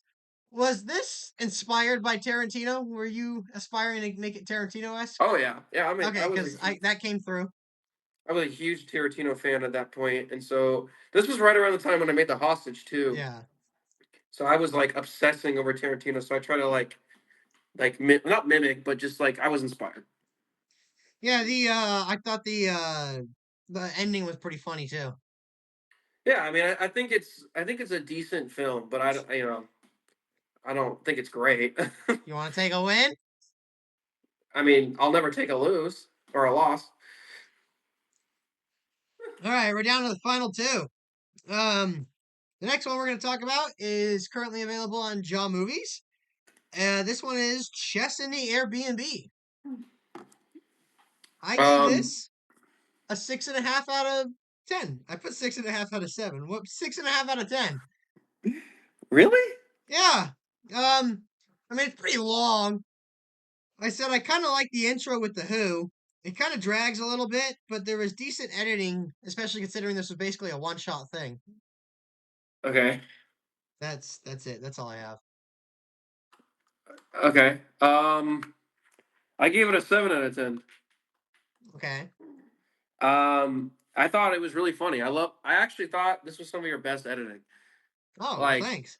the opening was hilarious. Like you just show all the previous chesses, and then I love how it just like fades in and out of just random shots. I'm like, I'm gonna be black or And something you like. called my dog fat. Yeah, and then I love how you introduce the title, and then as for the rest of it, I mean, yeah, it's just one shot, but it's genuinely I find it funny to listen to. Like we're just kind of going back and forth, and the editing you did within the conversation was funny too. And then obviously the ending is iconic. So yeah, I gave it a 7 out of 10. I'm surprised you gave it a 6.5. All right, we can put it in C tier. But since we're compromising, Bruh, ah, leave it. all right. It The belongs final there. one we're gonna talk about. Um, Chess in the South, a Double O Studios production, currently available on Double O Studios. Go ahead.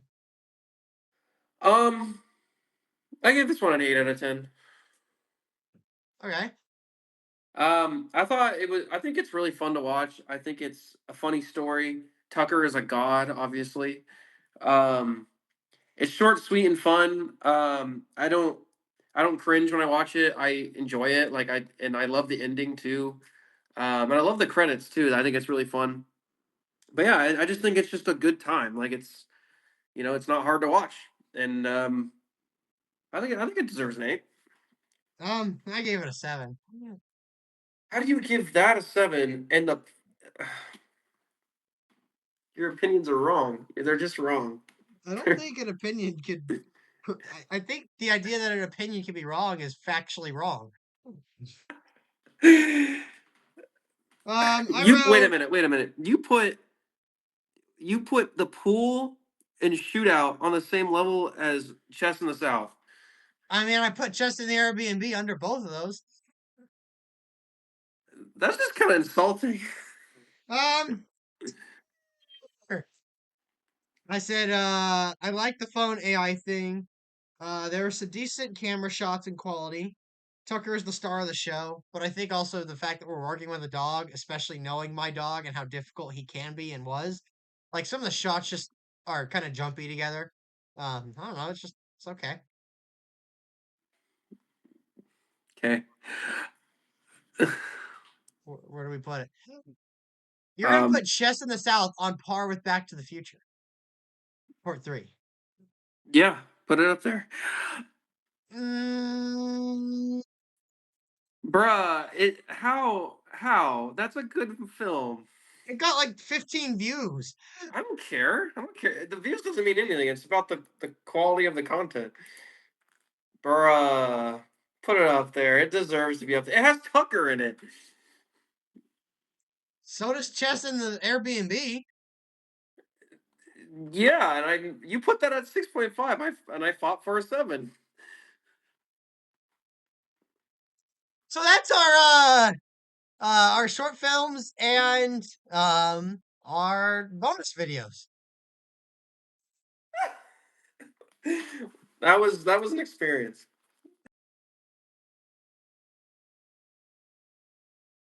All right, so the next section we're gonna do is Lego stop motion. There are only 3 videos on it this time instead of a bunch of what I think last time it was like 66 Lego stop motion. And they're not Star Wars. They're all the Gunman. So Yeah. we will start with Lego the Gunman. Oh, I don't know why I grabbed it. This is available on Double O Studios. It's just called Lego the Gunman. There's no subtitle. Um, I gave this one a 5 out of 10. I knew you were gonna be harsh on these. I um okay, we'll see how well that sentence ages. I don't like this one. This is stupid and not funny. The only laugh it got out of me was the part where he's like, "Well, I didn't want you thinking I'm slow." That was kind of funny. Um, the whole "Who are you?" was just shooting at you. Oh, does the gunman look like an idiot? How the freak does the gunman like just block a bullet moving at the speed of light or however fast they move? And he's just like, "Er." um, why didn't you voice the gunman? And I think what makes it even worse is the fact that you did another Lego one where you do voice the gunman. And it's not like, someone else uploaded this. You uploaded this. You had it in your hands before you uploaded it. Is that what you have to say? I mean, the only other question I have is, so the gunman's having a knife, right? So Mhm. is this the guy who he was fighting in the reel? No. So Is that the same knife? No, that Oh, this happened before that knife. I don't but know. I don't. You're the one that makes wants to make everything like canon and for reasons that I'm not going to say in here. um. So it sounds like the only reasons you gave it so low is just because of like you know the OCD of it being in the same universe. When I made it, when I had Kai make this, it was just a test. I wanted to see because originally, I know the audience hasn't heard the story. I know you've heard the story, but the audience hasn't heard the story. So originally, this was just a test for my animator Kai. um, yes, I'm going to call him an animator because that's technically what he is. more or less that Um, works. what? I said that works. He's your Um, Lego animation. so I asked him like, hey, just do a quick, 1 minute, 2 minute animation of the gunman. Like I didn't give him any script, I didn't give him anything. I just said, try it. I want to see what you can do. And he sent that back, and I was like, oh wow, that's like actually decently really good. And so I mean, it's his thing. I didn't think of anything. I didn't make it. Like it was just his. So I'm like, I'm just gonna upload it because I asked him. I'm like, can I upload this? And he's like, yeah. So I uploaded it because he made it, and I didn't want to change anything about it. So I wasn't thinking about canosity or the gunman's character or anything. It was just something fun. Like it was like it's almost like if you know I don't even know how to make an example of it, but it was just for fun. It wasn't supposed to be taken seriously or but then you came along and you're like, where's this in the canon? How come this isn't right? How come that's so then I'm like, well, to to please you, I was just like, oh yeah, this is canon and here's this, here's that. So It's not just that. I mean, it's like when we did Yak's Lego Batman one. Like, obviously that had nothing to do with our Batman shorts, but we still were both like, I didn't get Cole to voice Batman. Like, we made like how many videos of Cole playing Batman, and then Yak voiced Batman instead of just getting you to do it when he had you do other voice work for his Lego stuff. Well, I think the difference is that Yak. The reason why that's stupid is that Yak planned that out, whereas this I was just like, hey, try, just make something, and then it was actually really good. So I was just like, I'm just gonna You upload could it. have Like dubbed it just like you did with the next one. I just don't think it's that big of a deal. I don't think. Like he has a knife, and they're joking around. They're throwing jokes. There's no jokes in the original six. Like it's all serious. Like to me, Well, this what'd was you just give like it? what What'd you give it? a seven. I think it's a great video. I think it's funny. I think the animation is great. I think Kai's voice acting is great. I mean, you're you're all judging this just because of the canosity. Like you're not, I mean, you don't like the jokes, but I thought they were fine, and I thought it smooth, like flowed really well. It's a nice short little video. I mean, it's not A tier, nine, S tier or anything, but I think it deserves a C. I mean, when I, as an audience member, see the gunman, I think, oh, it's part of the gunman. But even though, like I said, like I didn't find it funny. Like it's not like, oh, this is funny, but it bugs me about the canon. Like I genuinely didn't find it funny. Even when it first came out, I was just like, eh. Well, you're the first person that said that because I've showed it to Kira, I've showed it to others, and they thought it was all funny, especially the slow part. But they thought, the first part was funny too. So, Looks like we're gonna have to compromise. all right, that's a shame. All right, the next one is Lego the Gunman. Wait, well, before we end, you know what you should do? You should take that down. No, You no, should dub it, and you should give it a subtitle, because now that you've done others, just calling it Lego the Gunman is kind of stupid. no. All right. Well, the next one is called Lego the Gunman the Bayou. Did I say that right? The Bayou Duel? Yeah, the Bayou, just like Okay. Louisiana, right? Like the Bayou. Oh, I didn't know it was a place in Louisiana. Are you serious? Yeah. All Ye- right, take it oh away. my. What would you give it? What'd you think? Oh, this is available on Double O Studios. Um, I mean, I also just kind of thought this was like a middle of the road, well, middle of the road for you is probably D, but I gave it another seven.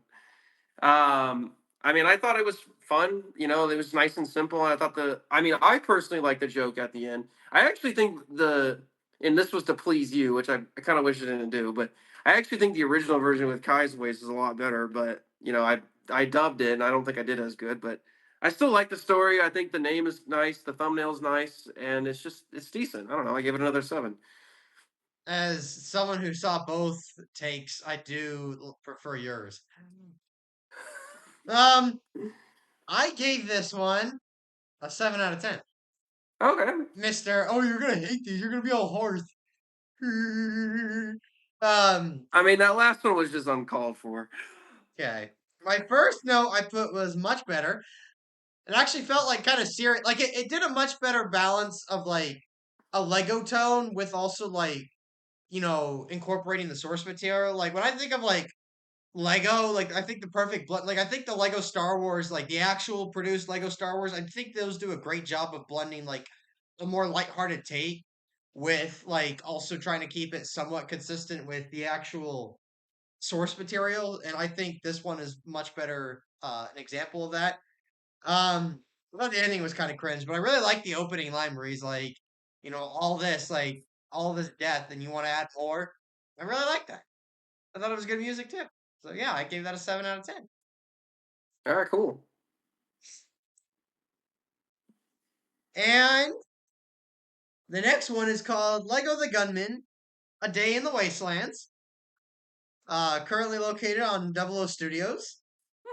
I gave this one an 8 out of 10. An 8? Yeah, I actually I can't explain it. I really like it. I thought it's fun and it's just unique and different, but I like it. Um, I said it was really good, like Lego stop motion. Like I love the whole like the spinning of the hair. Like that's something you would see in like an actual Lego produced animation. So like I thought that was really cool. Wow. That's surprising. So, is that all you had to say about it? Yeah. Well, I give this one a 6. Ah! I gave it a 6 because, I mean, first off, there's no story. It's not coherent. It's just a bunch of random footage put together. Um, I mean, it has nothing to do with the gunman. It's just the wastelands, and the only reason you find that out is because he says after the fallout. But that's it. Well, the title Um, tells you it's in the Gunman. yeah, but like, if that wasn't there, you would have no. You know what I'm trying to say? Like, it has nothing to do with the gunman. Like, literally. Um, And then I thought, I mean, it's a great video. Obviously, like it's fun to watch. It's animated really well. But I'm like, this isn't in this is like literally a 6. Like there's nothing to this. Like Well, it's not terrible. It's not unwatchable, but it's also not good. looks like we're gonna have to compromise again. That's surprising that you gave that an 8. Mr. Oh, you're gonna be hoarse on these.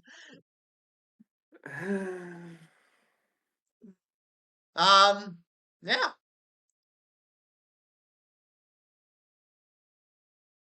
All right. Next up, we're gonna tackle documentaries. Um, let's see. So we're gonna have to do one more flashback in time to uncover a documentary that was uncovered thanks to film preservation. Um, we're gonna talk about what was this? I don't even remember when this was. 2016, 2017? Probably 2017, I'm gonna guess. Probably, Uh, yeah. Conflict of Trash. This Oh is yeah, currently you. not available anywhere. And I gave this a. Oh, this is produced by Double O Studios, though. I gave this a 5 out of 10. I thought the Pepsi part was kind of legit because, like, oh, here's a Pepsi machine, but all I have is Gatorade. So I was like, oh yeah, that's kind of actually funny. And then everything else was just stupid. Yeah. Like the whole, oh, I'm gonna put it in the trash. Yeah. Um, is that really all you have to say? Yeah. Yeah, I also gave this a 5 out of 10. That was awful. I almost gave it lower than a 5, but I'm like, you know what? There is some funniness to it. I do like the Pepsi thing, and then there was something else too. Did that I think machine not actually have Pepsi in it? Because then I started thinking about like, wait, did they just not film the top part of it, or did it actually not have Pepsi? no, they don't have Pepsi because remember that was because I know this was way after Michelle Obama, but because of all the health stuff, they couldn't give kids a bunch of bad food. So for some reason, they had a Pepsi machine with no Pepsi in it. But yeah, I mean, I don't like it. I was gonna get it lower than a 5, but I'm like, there's some funny things, I guess. All right. Well, also that vehicle was that one of your guys'? Well, I mean, obviously I know that wasn't yours, but was that one of their vehicles that they just moved, or did you guys No, just it look is. for a random vehicle? We found a random vehicle, so I guess that is kind of funny. It's funny, but it's kind of messed up too. Yeah. All right. The next one we're going to talk about is Jaw Movies and Darth Momo in oral history. This is currently available on Jaw Movies. It's also on Darth Momo, but I might take that off. Um, all right, go ahead, take it away. What'd you give it? What'd you think? I was on the verge of either giving it a 9 or an 8, but I gave it an 8. Um, I love this thing. It was fun. It was fun to watch. I mean, obviously. So let me take it back for a minute. The reason why I didn't give it a 9 is because I think your editing was kind of okay. Like I wish it just wasn't you the whole time. Like we're just following you for the whole time. But the way you presented it was nice, and when you jumped away to like show footage and pictures, like that was fun. But I just think watching you for an hour was got I kind of got a little old. I'm like, all right, I wish there was more to look at. So, but yeah, no, I mean, I really enjoyed it because it was cool to see your history from 2009, and just the way you told the stories. It was nice. I'm like, you know what? This is really well thought out. This is really organized. Like I'll give it a. I was gonna give it a 9, but I took it one down just because it got a little much towards the end. Well, thank you. Gee, I might have to stop giving you a hard time about the My Lego Rebel Life thing now. I gave it a 7. I don't know. Maybe it's just because obviously I know this is like my life, but I also kind of find it interesting too. Like I made this a while ago, and then so much has happened since. Like when I started watching, I'm like, oh, I kind of forgot about this. It's kind of cool. Um, I do think it's fun. Like my one big note I wrote on here is I think it's funny how weird this age in a way, like not in a bad way or a good way per se, just kind of interesting. Like I mentioned on there, oh yeah, there was a canceled Batman movie, and now it's just gone forever. Oh well, that thankfully that wasn't the truth. Yeah, that's Or what I I was. was like, oh, this iFunny video we made, but that'll never see the light of day. And then I uploaded it like 2 months later. Well, and Kira and I were watching it, and she pointed out, she's like, "Oh, this is an egg before Gunman 6." Yeah. Like at the end of the video, you're just like, "Yeah, maybe one day." Or no, you didn't even say that. You were like, you were. I think you said something like, "Yeah, It it's just looks gonna." like the production is starting and we seem to be on some sort of track. Yeah, and it was just interesting. I'm like, "Oh yeah, this is an egg that doesn't know what's going to come." Well, I also thought it was funny too, like my subscriber counts, because I think I made this like right before I started working on it right before I got like back into YouTube. So like my subscriber counts were still kind of much. I think they were like 300 subs lower. Even like John Movies, it had like what, like 17 subscribers, and now that's like doubled. Uh, and then I also thought it was funny where I was like, yeah, I'm in a brief return to YouTube, but it's time to wind down. And then I'm still waiting to wind down. I hope to wind down in like a month or two, Yeah, but I thought that was kind it's of like funny. it's like the Legos. We can't stop buying them. Yeah, or like the whole like gunman storyboards, or even at the end too, where I'm like, yeah, I'm working on a book, and I'd like to get that published soon, and I'm still waiting to get it published. I mean, I've made a lot of progress. We're at the tail end. It's with an editor, and hopefully that'll be out in the next couple of months. But I just thought that was funny. But I also thought it was funny too. Like, oh yeah, Underground should be out soon, and then yeah, Underground came out, or like the Gunman, like you said, like oh Yeah. yeah, we're gonna be starting work on Gunman, and little did I know the hell that would happen the next year. Yeah, it was also just fun to listen to like all. It was like watching my high school years again, but from your perspective. So it was kind of cool. Yeah. No, I So like it's true. Like I forgot how much I focused on like other stuff that wasn't just me. Like especially nuclear films, which I mean I guess that makes sense because like they splintered off. I'm the Britain to their America in a way, but Yeah. All right. Well, I mean, I guess if you want to put it in B, I mean, I'll take it, but I'm gonna fight you on putting that in A tier. There's no way that's an A tier. Yeah, you put in B. All right. The next one is I think it's called The Making of the Gunman. This is available. This is streaming on Jaw Movies, but it can Streaming. also be found in a playlist on Double O Studios. Um, I gave this a 7 out of 10. Really? Yeah. Thought there was some rough audio, especially a lot of your clips. The wind, that was bad. I forgot about that. Yeah. But I did think it was kind of cool. Like it felt like a bonus feature that you would find on a DVD. Like watching some of like the old like Star Wars documentaries on DVDs back in the day, like it felt like something like that. I love the little like it's so like kooky. That's the only way I could describe it. But the whole Jacob thing, like yeah, he's talking about his pants and it's like I have a big head. That's Ganon. I thought it dragged on just a tad bit, but overall, I mean, I liked it. It was fun. I didn't think it was anything like amazing, but go ahead, take it away. Well, I mean, I also gave this an 8 out of 10. Okay. Um, I mean, I thought you did a great job. I thought, first off, I love the opening with the narration, and the fact that you got Isaiah to do it was really cool. Yeah. Um, but I mean, just the way you edited it too. I mean, yeah, the audio is not your fault. That's my fault. Like that, like there was nothing I could do about that, or there's nothing that you could do about that, and I should have recorded that better.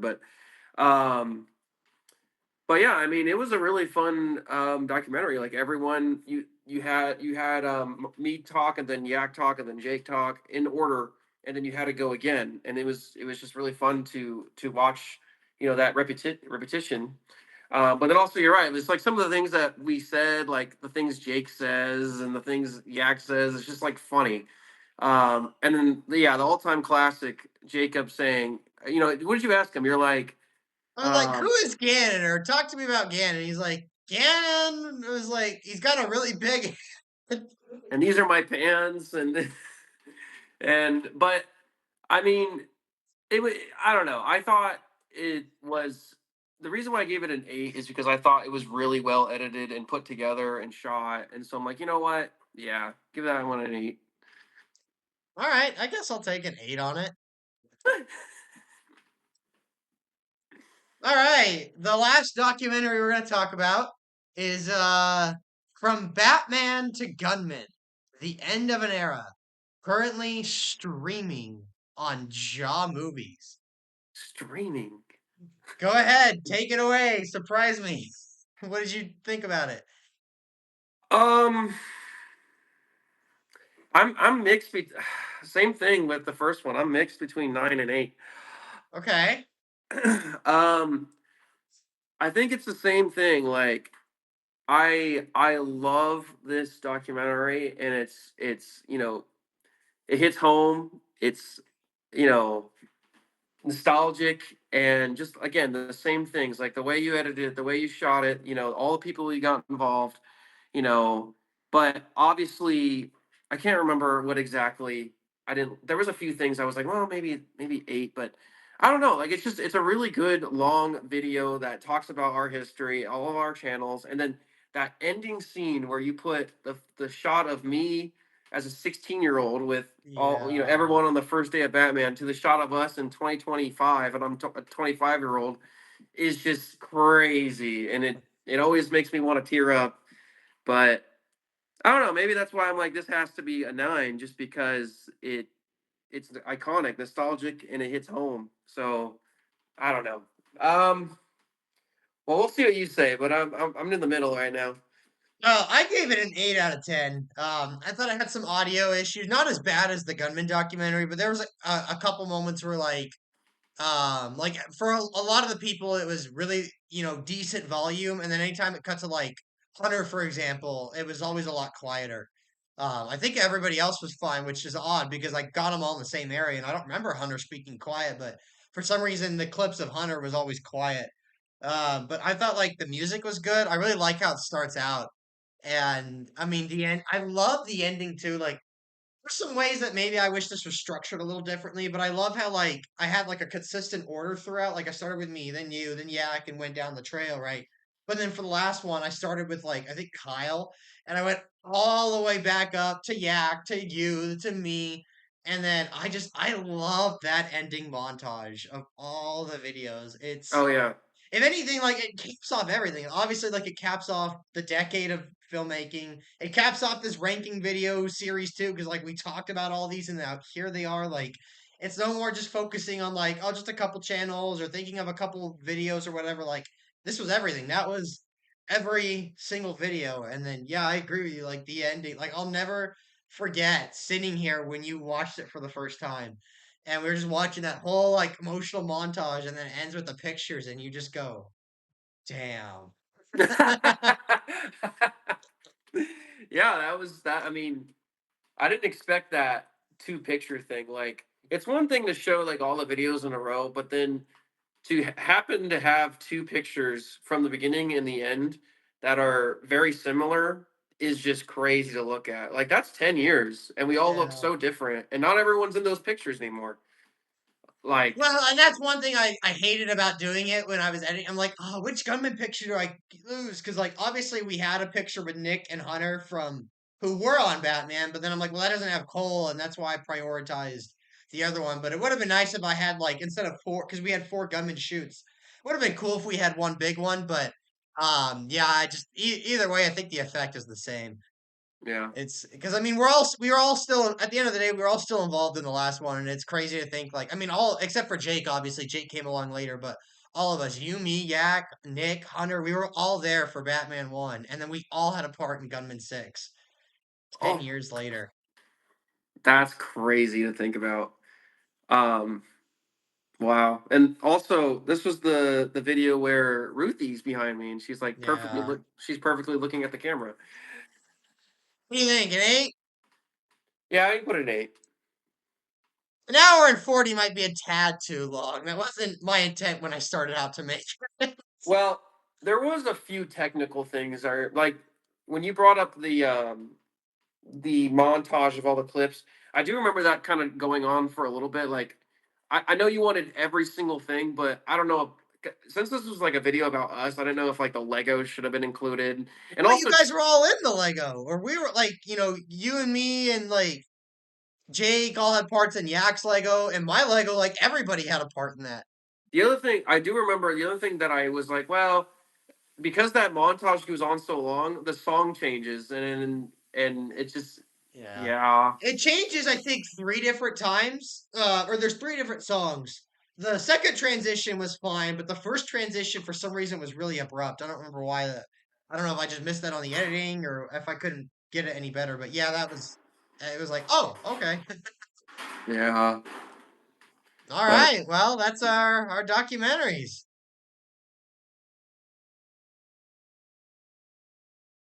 So now we're going to do a ranking of all the trailers we have made over the last year. There are 29 of them, I believe, because someone went a little heavy on the reels. Um, we do, however, thanks to my efforts of film preservation, of course, we do have well, a couple of these didn't come about from film preservation. One, two, three, four, five. We have six trailers that are from like the previous era that should have been on the last one, but they have now been recently uncovered. So we'll do those here. And then also you may notice our tier list might look a little different. That's because in the time between our recording sessions, the website started tweaking out on me, so we are now using an app. Cool. All right. The first trailer we're going to talk about is the Mission Impossible teaser trailer. It is no longer available on Double O Studios, and it's now available nowhere. Um, I gave this a whopping 2 out of 10. I said there's literally nothing here. Like it didn't even actually say Mission Impossible in it. What did you give it? a 5. All right, so it's F tier regardless. Cool. Yeah. Ah! It tried to go in D tier. All right, the next one is the Mission Impossible 3 teaser trailer. Not available on Double O Studios anymore. What'd you give it? A 2. This was terrible. Um, I remember when I made this, I just wanted to advertise 3, but I didn't have any footage that I could use because I don't think it was made yet. So I'm like, oh, I'll just use random footage. And then to be different, I'll put dog barking on it. It was so bad. It had nothing to do with MI3. Worst trailer I've ever made. 2 out of 10. I gave it a 7. No, you didn't. No, I gave it a 3. Just because I said like the editing, I'm sure was a bit more involved with that one, so I gave that one a 3 instead of a 2. Just because I figured there's more editing with that, so I gave you props for that. Yeah, put that sucker in F. All right. The next one is the Captain Rodder 3 or Captain Rodder Conquest of Justice trailer. Teaser trailer? I don't even know. This was available on Double O Studios, but not anymore. I gave it a 5 out of 10, just because I said it's kind of a meme, but then also like this is spoilery. I didn't even think about that. Um, Not that I don't think our followers really cared, but yeah.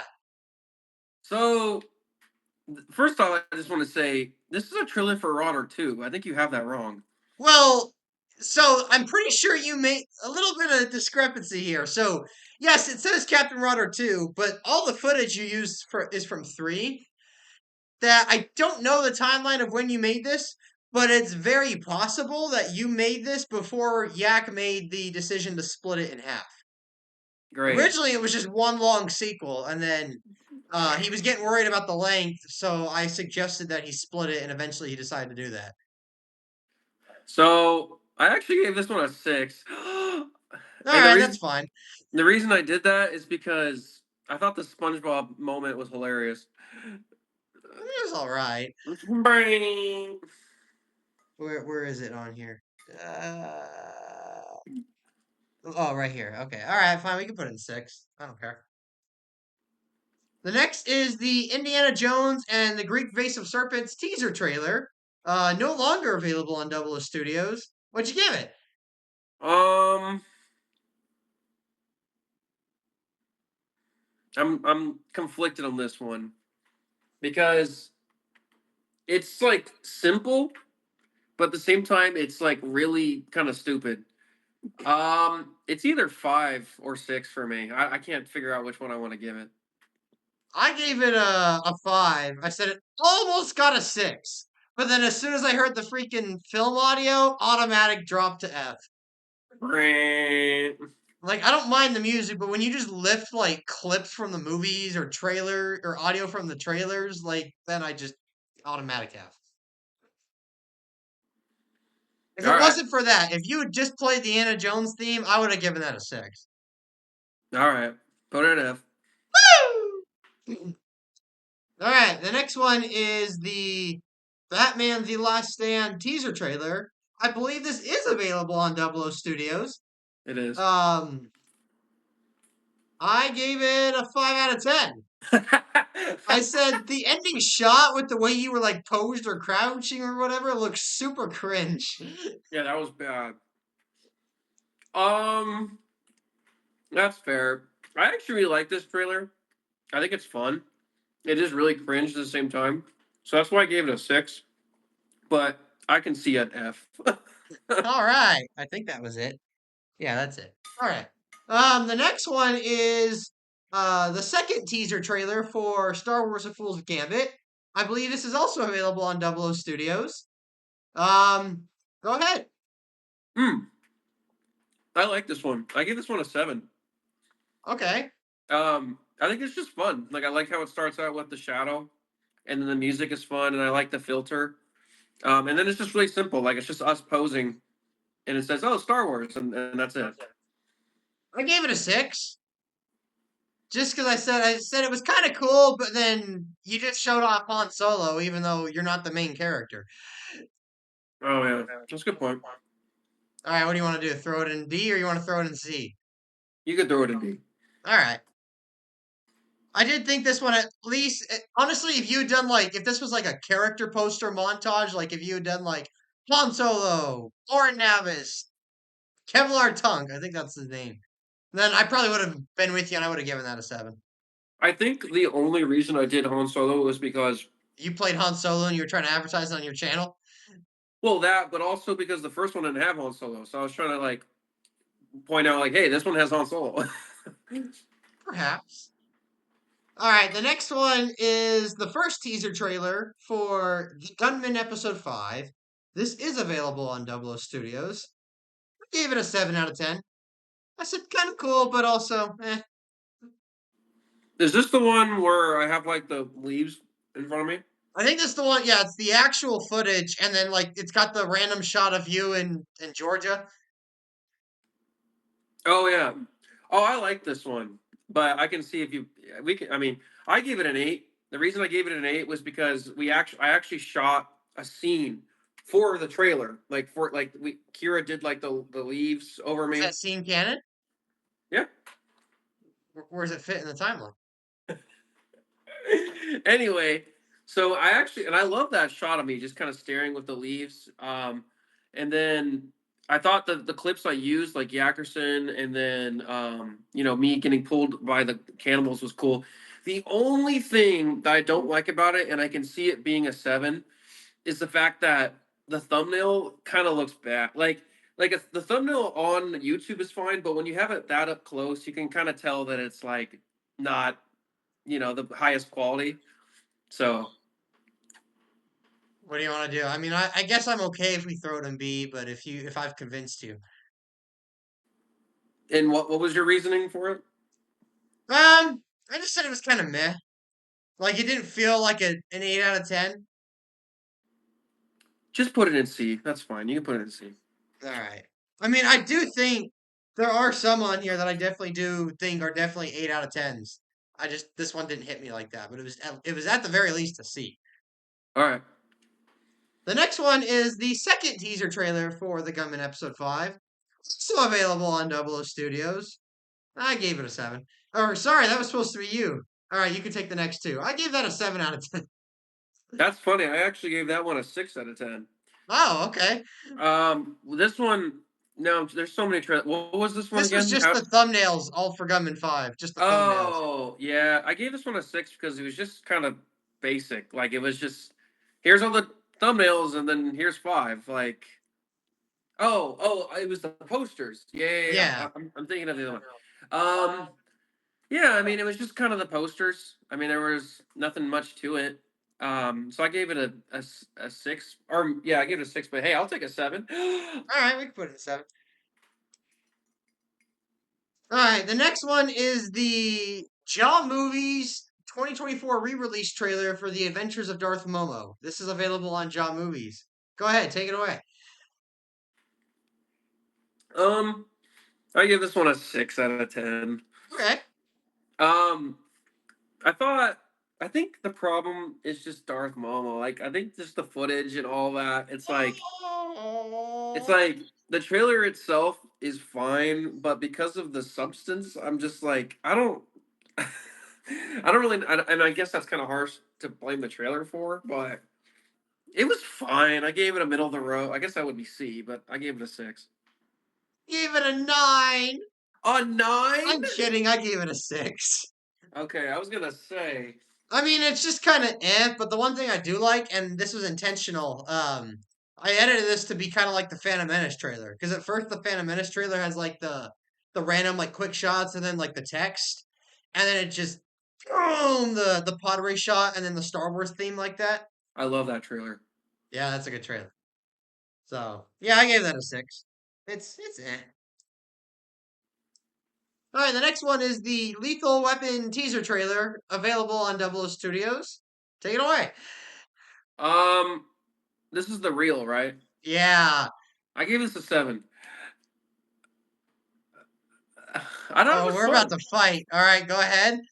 I thought it was fun. I thought, I know you don't like it because of the movie audio, but I mean, I thought I synced up the audio from the movie pretty well with the actors, or me and Chris. Um, and then I liked how I put the same like font for the real trailer for our names, and then I don't know, I thought it was fine. I thought it was great actually. Um, well, this is awkward. I gave it a 3 out of 10. A three is crazy. I mean, yes, automatically the film thing just like makes me want to give it a failing grade, but on top of that, I just didn't really care for it. Like, it felt like it dragged on too long, and it wasn't really like showing off much, I guess, if that makes sense. Or like, it just, yeah, it didn't really feel like it was doing anything. A three is wild. I can see like a five, but a three. I thought it was a decent. I thought it was a good trailer. Put it in D tier. All right. Where is it? Oh, here it is. All right. The next one is the teaser trailer for the BTS of the Shovel Showdown. You used the wrong one. That's what I pulled off YouTube. Well, then I used the wrong one. But Well, this one's been on your channel for like a year and a half. I used the wrong one then because it's supposed to start with the clip. Like you know that song. Do you listen to that song often? What was the song again? Oh, everybody's working on the weekend. Yeah.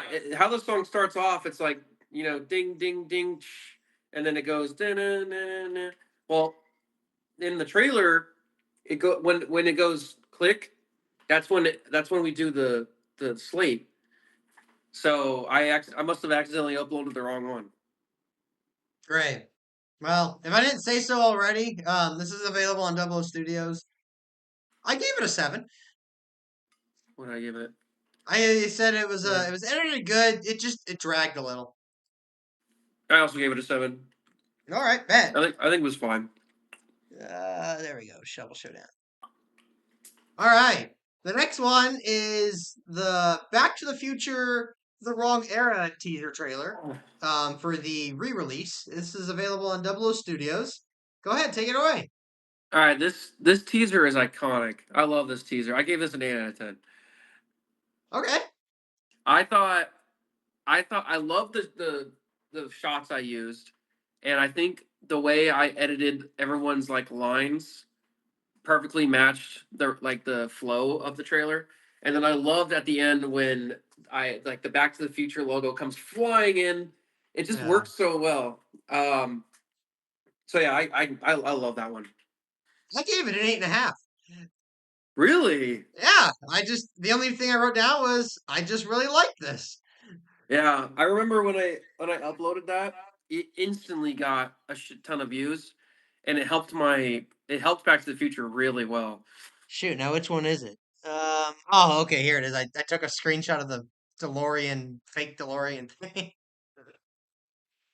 Yeah, that was good. That might be one of my favorite ones on here. Yeah, that was good. Um, the next one is the teaser trailer for the Lego Gun or for Lego The Gunman. This is available on Double O Studios. I gave it a 7 out of 10, and I said I liked it more than the actual video. I gave this one an 8 out of 10, All and the right, reason since I trashed your Lego the actual video, and I stand by my takes, I'll give you your 8 on that. do you want me to explain why, or do you don't care? Oh, sorry. Yeah, go ahead. You can Uh, explain why. well, first off, I thought it was cool how it starts out as Lego, and then I thought it would be fun to just like remind my audience that it's based off of like the real life or the real show. So I put a clip of me that was shot for that trailer. And I like how the Lego logo kind of fades into it. So yeah, I like that trailer. Okay. Um, the next one is the announcement for Back to the Future Parts 2 and 3. This is available on Double O Studios. Go ahead. I gave this a 6. I thought it was fine. Like I loved all the behind the scenes pictures, but I mean, it was kind of slow and I don't know, it was okay. I also gave it a 6. I just put meh, like I agree. It's just like, okay, it's announced. Cool. It's in the works.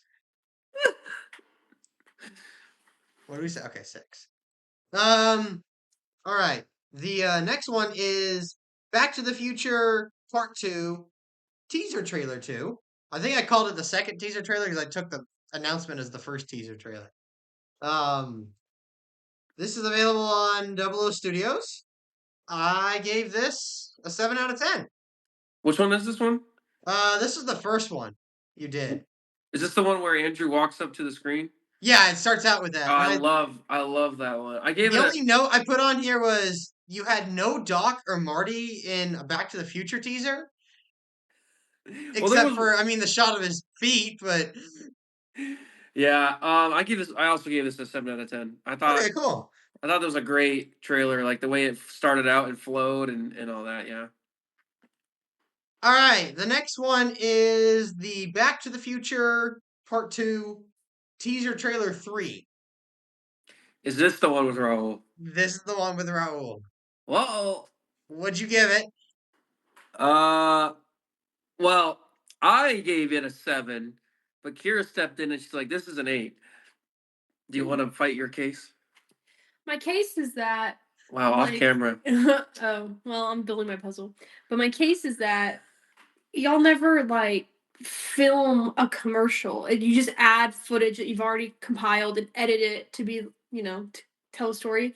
Versus this is like the only one that you're like, no, we're gonna make a little scenario. We're gonna get another actor and you have a little skit going on. I thought that was really unique. And I Yeah. thought it was well done. It was a little corny, but like, I don't know. Well, I gave it a 6. I Brand. said I like the idea. I actually agree with Kira's points about the uniqueness. I like the idea, but the execution was just meh. I think it really drags. I agree. Like the presentation is really corny, and then it really drags on. If you had, because you guys went back and forth like 3 or 4 different times. If you removed just one of those back and forth exchanges, I think that would have done leagues to help the pacing on this. All right. So now what do we do? That's 3 different scores. Um. Did I persuade you, or do you stand by your woman? Well, I don't think it's an 8, but I also don't think. I think because of its uniqueness and and like I think I think it's funny. Like I think it works as well. Like it's a little cringy, yeah, but I think it's also funny. I would give it a 7. I think it is kind of right in the All middle. right. How was your viewership on it? I don't know. I don't remember. All right, the next one is the Back to the Future Part 2 teaser trailer 4. This is available on Double O Studios. I gave it a 7 out of 10. Just said it was nice and quick. This is the one where the Rick's thing comes out and then Back to the Future comes out, right? Yeah, Oh, I that's actually love the this one. thumbnail I have for this. I love this one. I gave this an 8 out of 10. This one is awesome. Like it's quick, it flows really well, and then the ending where the Rick's thing opens up and then the Back to the Future comes out. I thought that was a great teaser. All right, fine, we can put it in B. I'm good Oh, with that. Um, the next one is the Sucker. The next one is the Back to the Third Future teaser trailer. This one is available on Jaw Movies. Go ahead. um, I gave this one an 8 out of 10. Okay. I thought it was fun. Well, first off, I kind of copied you on the next one, so I think I gotta give you props for coming up with the idea. I think the idea was really fun. The clips you used were good. I do think I think when you cut to the actual footage, it's kind of awkward, Yeah. but it also kind of works unironically. So yeah, I was like, you know what? I'll give this an 8. All right. I was persuaded to go down if I needed to, but I gave it an 8 initially too. Um, I said mainly giving it an 8 just for the opening montage. Yeah, yeah. I think like I said, once you get to the actual footage, it's kind of weird, but I think it kind of also works for some reason. The next one is the Back to the Third Future teaser trailer 2. This one's available on Double O Studios. Wait, whose turn was this? Did I just go on the last one? It's your turn. Okay. I gave this one an 8.5 out of 10. I actually think it's better than mine. Um, I think you picked better music for the opening montage. I thought there was good editing, and overall, I like the trailer. I tried really hard not to knock it for your dates that you mixed up. Even though I corrected you before you uploaded it, and you're just like, eh, and then you upload it anyway, and then you're like, oh, yeah, you're right. Because I knew that if I brought that up as a critique, you'd roll your eyes and go, I knew you were going to say that.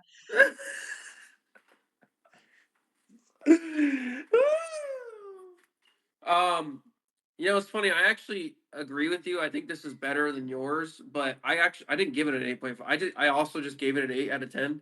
Oh, But okay. I agree with you that it's probably an 8.5, just because I think I handled the transition into the footage better. I would agree with that. All right. The next one is the Back to the Third Future teaser trailer 3. This one's a reel. This is available on Double O Studios. Go ahead. Is this the one where it says February 14th? I think this is the one without the audio, and this is the one that doesn't like. This is still coming soon, not um out now already. I There don't are three remember. reels. There was one that was just a straight up reel trailer. One had the audio from from the actual Back to the Future, and then the other one was like, "Hey, it's out now. Click now to watch it." Okay, I think this is the one that says February 4th. Is this the one with Andrew like falling and explodes? It Maybe I had, don't know. It's a reel and it's an actual trailer. It says coming soon, coming maybe February 14th. I think this is the one. Well, anyway, I gave it an 8 because I thought it was fun. I thought if I remember correctly, I think this is the one where it instead of because in the actual movie when Andrew falls and it explodes, it says Back to the Third Future. But in this trailer, it says February 14th. So I thought that was really fun. I love the music. I thought it was a great trailer. I gave it an 8. Oh, I think this is the one that plays Blue Sky, Mr. Blue Sky. Yeah, yeah. Okay. Yeah, I also gave it an 8 out of 10. I said I like this. Oh wait. Yeah, I like this one. Good editing. Okay, Right. now which one was it? Okay, I think it was this one. All right. The oh shoot, was it? No, actually, I don't think so. I think it might have been this one. Does it end with like the poster, right? Yeah, I think so. Okay. Um, the next one then is the Back to the Third Future teaser trailer 4. This is available on Double O Studios. I gave this a 5 out of 10 because I said movie audio automatically bad. I actually gave this one a 6 out of 10. And the reason I did that is because I think some of the audio from the movie doesn't work well with the clips, and I don't know. I also used footage from one, and I originally thought that was cool, but then looking back at it, it's like, well, it kind of doesn't really make sense. Um, so yeah. All right, well, I let you have your lethal weapon, so I think it's time to drag this one back down to the pits of Tartarus. I mean, you could. I don't think it's an F, but you can do that. That's fine. Woo! Woo, woo, woo, woo! All right. The next one is the Back to the Third Future trailer available on Double O Studios. This is the one Andrew edited. Oh. Go ahead. All right, I give this one a 9. Are you serious? Yeah, Oh, okay. because Andrew edited this, and it's so bad that it's good. Like, it's unironically bad, and I kind of love it for that. I mean, I was trying to be like as objective as you can be about a subjective topic and have some sort of actual measurement and grading system. I gave it a 6. I said I liked his idea, but his voiceover or sounded so bad. I think that was the point. I think the whole point was that it was supposed to be bad, and it was like supposed to be unironically funny. I mean, I don't know if I was laughing. He said Jake Heininger. I know. I mean, I think I'd go a 7, but I think anything beyond that is a little extreme. All right, you can put it as a 7. Woo! Okay, the next one is the Back to the Third Future Out Now trailer, teaser, Oh, whatever. Um, did you just go on? Oh yeah, you did go on. Okay. I gave it a 7 out of 10, and the only note what? was I put a little shoulder shrug. I drew a little stick figure doing a shoulder shrug, so I'm guessing it was just Brand. what? I thought this was like the perfect trailer. I gave it a 9. Oh, I thought it was like literally the perfect reel you could make for a video coming out now. Like it flowed really well. I used great shots. I was like, oh, that's kind of just everything you need to to explain the drop. I guess an 8 it is. Brand. All right. Um, all right. Next, we're gonna talk about the Gunman episode 6, trailer 1, available on Nuclear Films. Go ahead. I gave this a 9 out of 10. Okay. This trailer is calm. Like I love this trailer. Bless you. When this came out, I probably watched it like 10 times. Like I think this Yeah. trailer is freaking awesome. I think this is probably one of Yakerson's best editing I've ever seen. Yeah. Um it's just it feels like it came out of nowhere. Like it literally feels like someone professional just was like, "Hey, let me edit a trailer for you." And then they did. Like it's like Yakerson just randomly cooked one day. He's like, "You know what?" Yeah. Um, I wait. I said this was available on Nuclear Films, right? Okay. Yeah. Yeah. I gave it a 10. A 10. I gave it a 10. I think it earned it. I think this might be one of the best trailers out of any of our group. Yeah, I agree with you. Yakerson cooked. I do think it's one of his best editing. I think it's no big secret that we're not big fans of his Gunman 6 edit. And I think one of the many factors going into that is this trailer, because this trailer honestly set the bar really high. I don't know if he intended to do that or not, but yeah, I also watched this trailer a lot. I think we are easily responsible for a decent portion of the views on that video.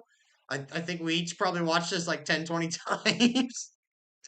This is a really good trailer. What do you think? Do we give him an S or do we keep it an A? Um, I mean, a 10, a perfect score. I remember watching it. I don't think it was like perfect. I don't remember what I would say. I mean, I don't remember what would not be perfect about it. But um, I mean, I don't know. I guess whatever you want to do. We can put it an A. That's fine. All right.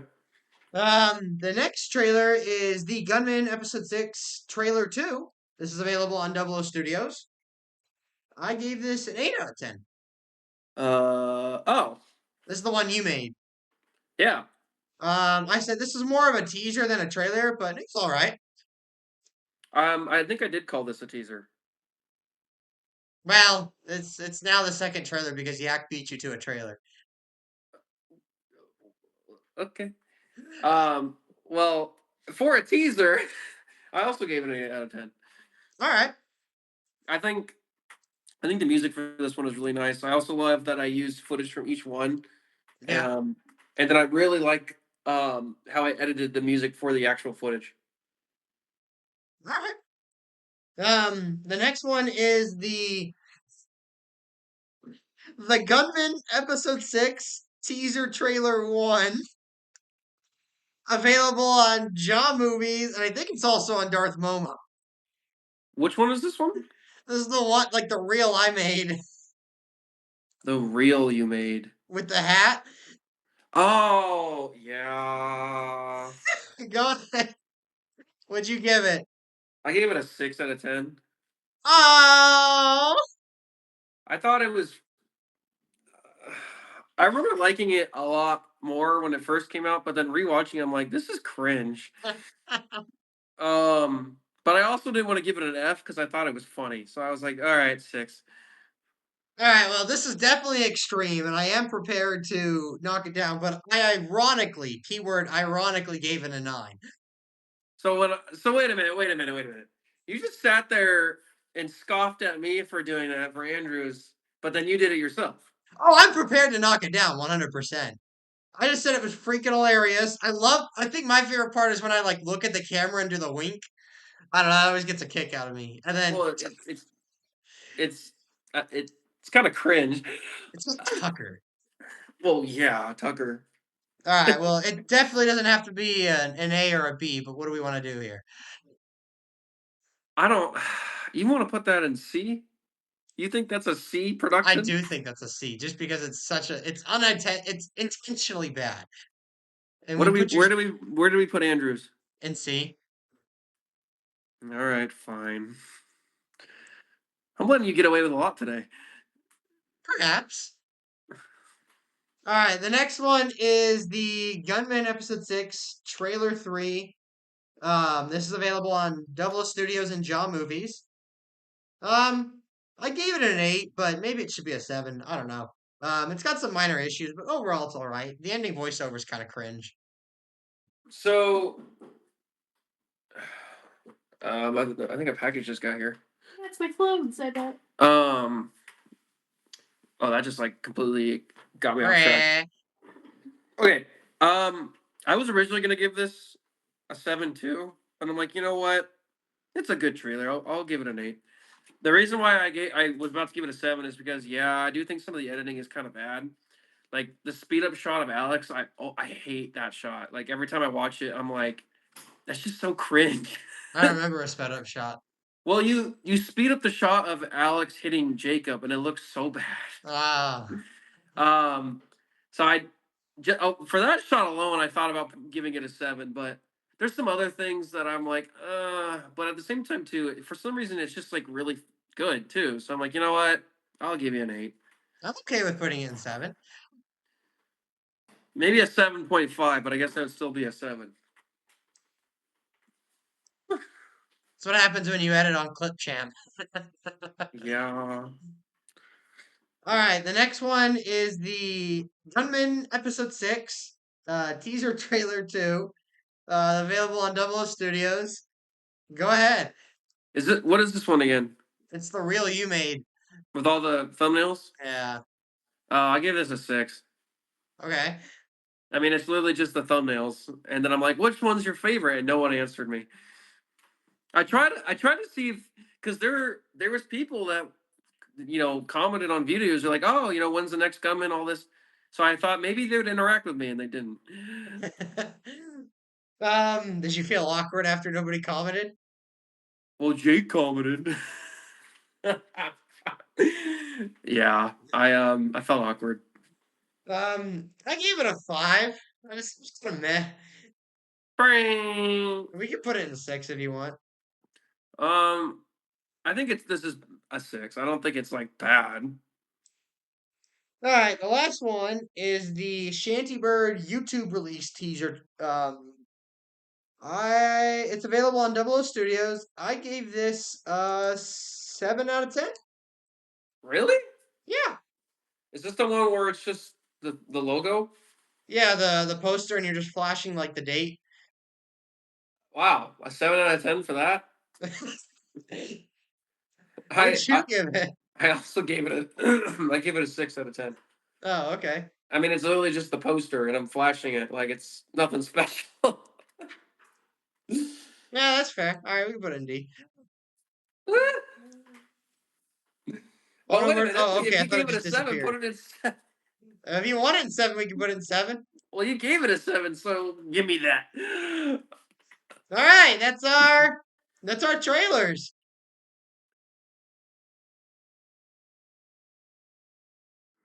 All right, well, now we're going to do our franchise ranking. So, if you were around a couple years ago when we did this last time, we went through and ranked each of the individual entries within our individual IPs we've done worst to best, and then we ranked all the franchises against each other. This time, we're not doing all of that. We are going to just do the franchises that have had updates. So that would be the Batman franchise, Back to the Future, Chess, and the Gunman, and then we will rank the franchise or re-rank the franchise to see if anything's changed since last time. We ideally just to move this along because we all know what a lengthy franchise ranking can be like.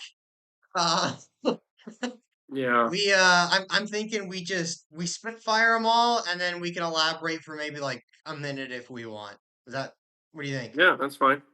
All right. I'll go first with the Batmans. Okay. Um, okay, so now this is a bit more involved for me. So first I said Batman 3 was the worst.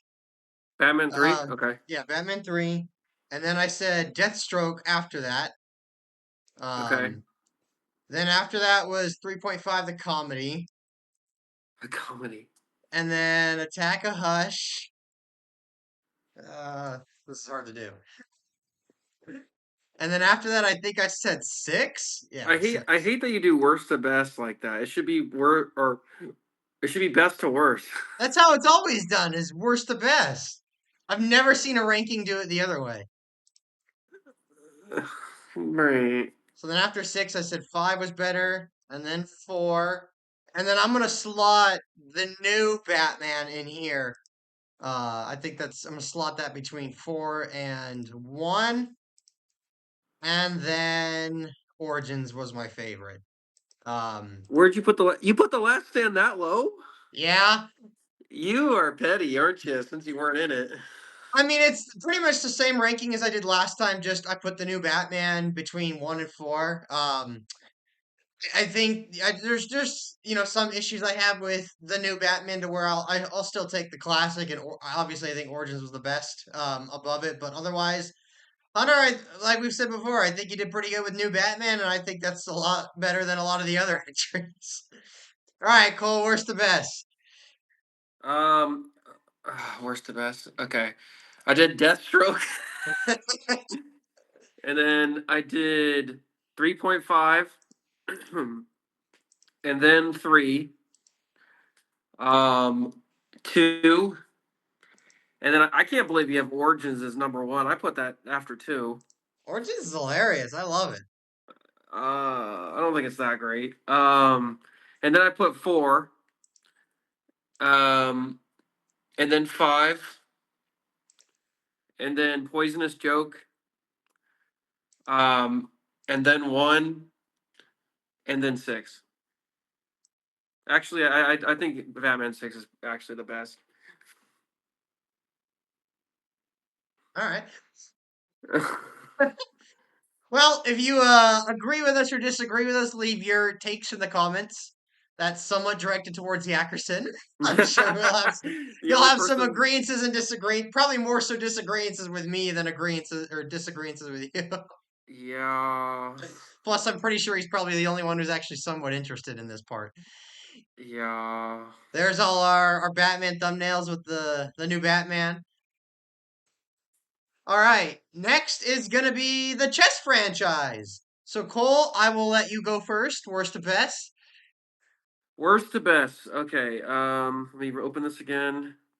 So worst, I did Chessmas. Um, Attaboy. and then I did Cabin, Oh. and then I did Park. Um, so I didn't know if you'd be surprised by that.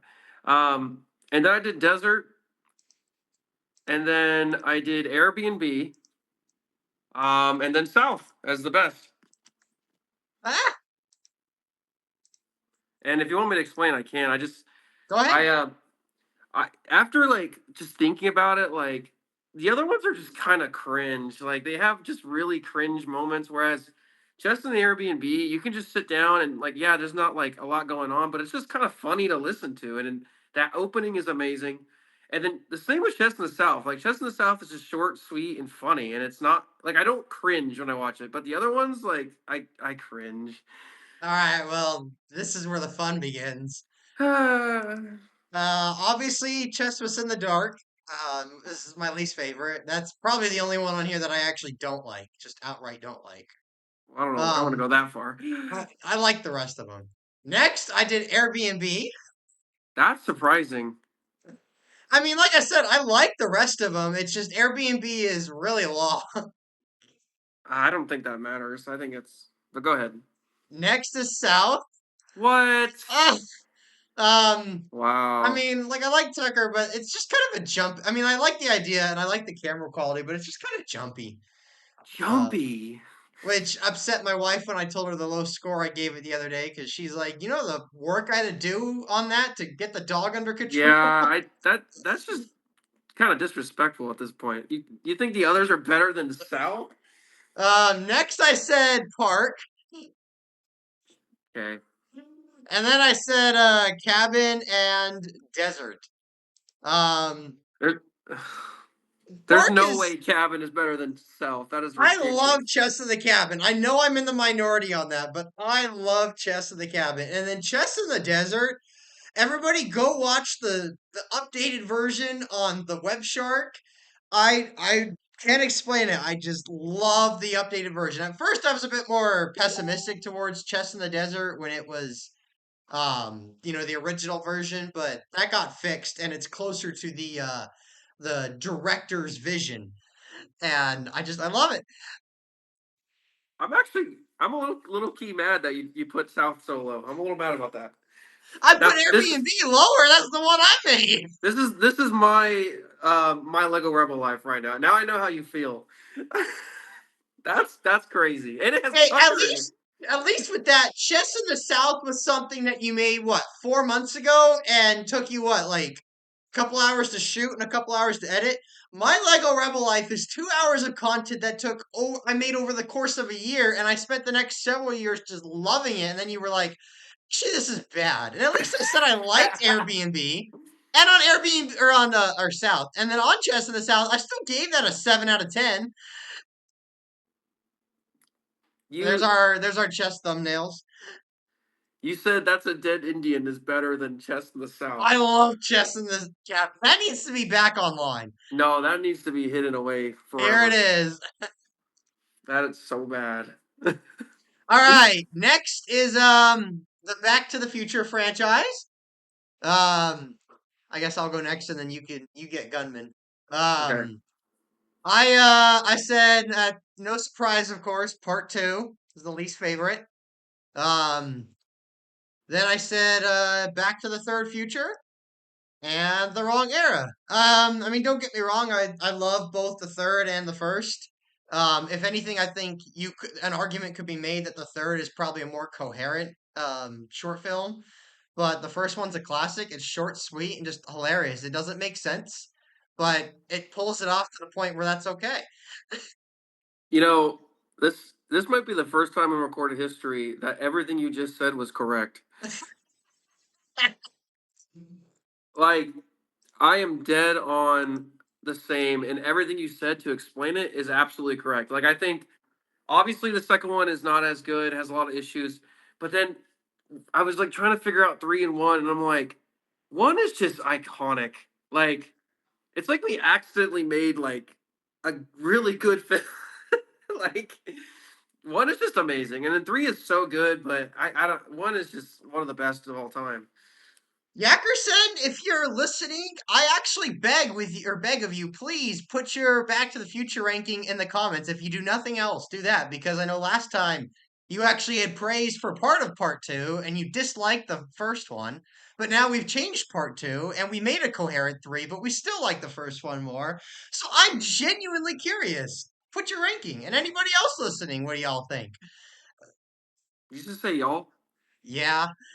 You're changing. Good boy. Uh And there's our Back to the Future. For this one, just for symmetry, I used your image instead of my image. oh. Well, that's the best image. I like mine, but then yours is more uniform, so that's where it fucks me because I like uniform. Mine is calm. I love mine. All right, so we'll see if I can move that up there. Next is the Gunman franchise. There All is right. all our Gunman images right there. All right. Um, all right, Cole, take it away. What's worst to best? All the Gunman entries. All right. So I put the worst as Day in the Wastelands. I mean, there's literally nothing happening. It's just random footage. um, and then I put Stranger is the one with Kai, right? Yeah. Yeah, I put that one next because I'm like, you know what, that one's fine, but all the rest on here are better. Um, I put Tale of Two Cannibals next because honestly, like it was funny. Like I like that one, and I think it deserves to be higher than some those two. Um, then I put Skeleton, the Skeleton one, whatever that one's called, because In the way some. I genuinely love that reel. I know the skeleton is small and everything, but I think that's a really good reel. Um, then I put the Sonic one, absolute classic reel. Tells a great story. And then I put The Wanderer because I love The Wanderer. It's just so easy to watch. Like it's a tribute to what started the Gunman in the first place. So I love The Wanderer. Um, then I put Bayou, the Bayou one, the Lego Bayou one.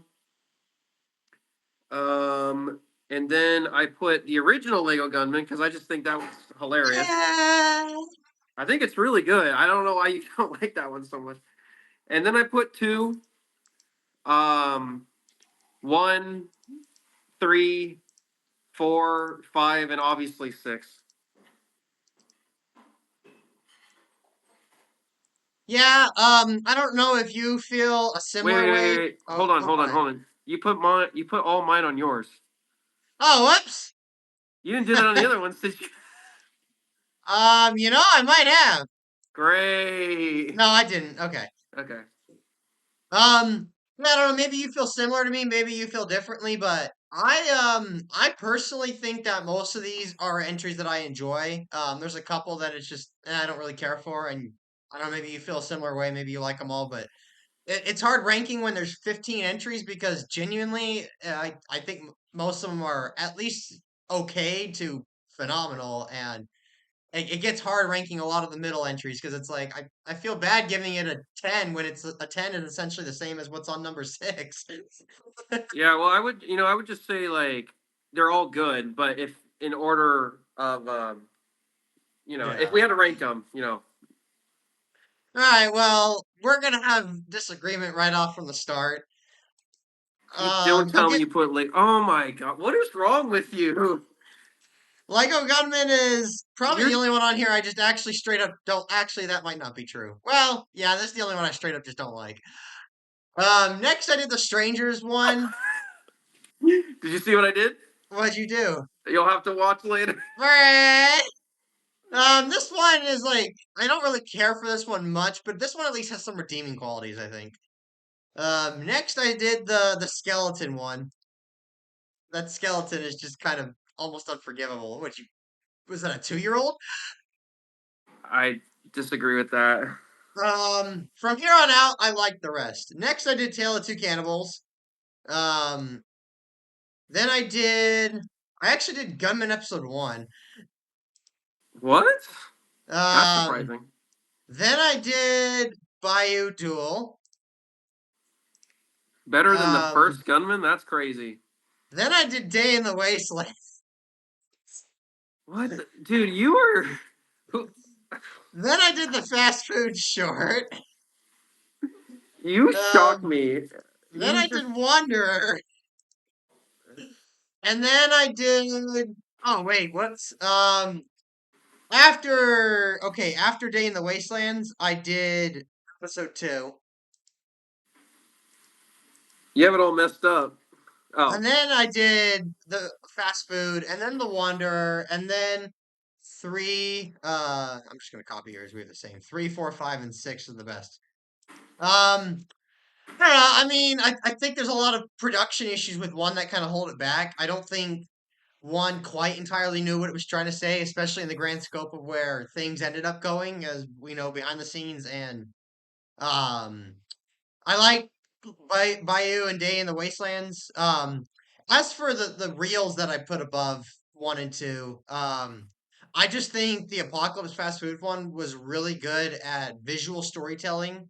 As well as with like I think the music really helps sell it too. And even though it's shorter and it's not as nowhere near as long, I just think it says a lot with very little. And The Wanderer, I just love it. It's great.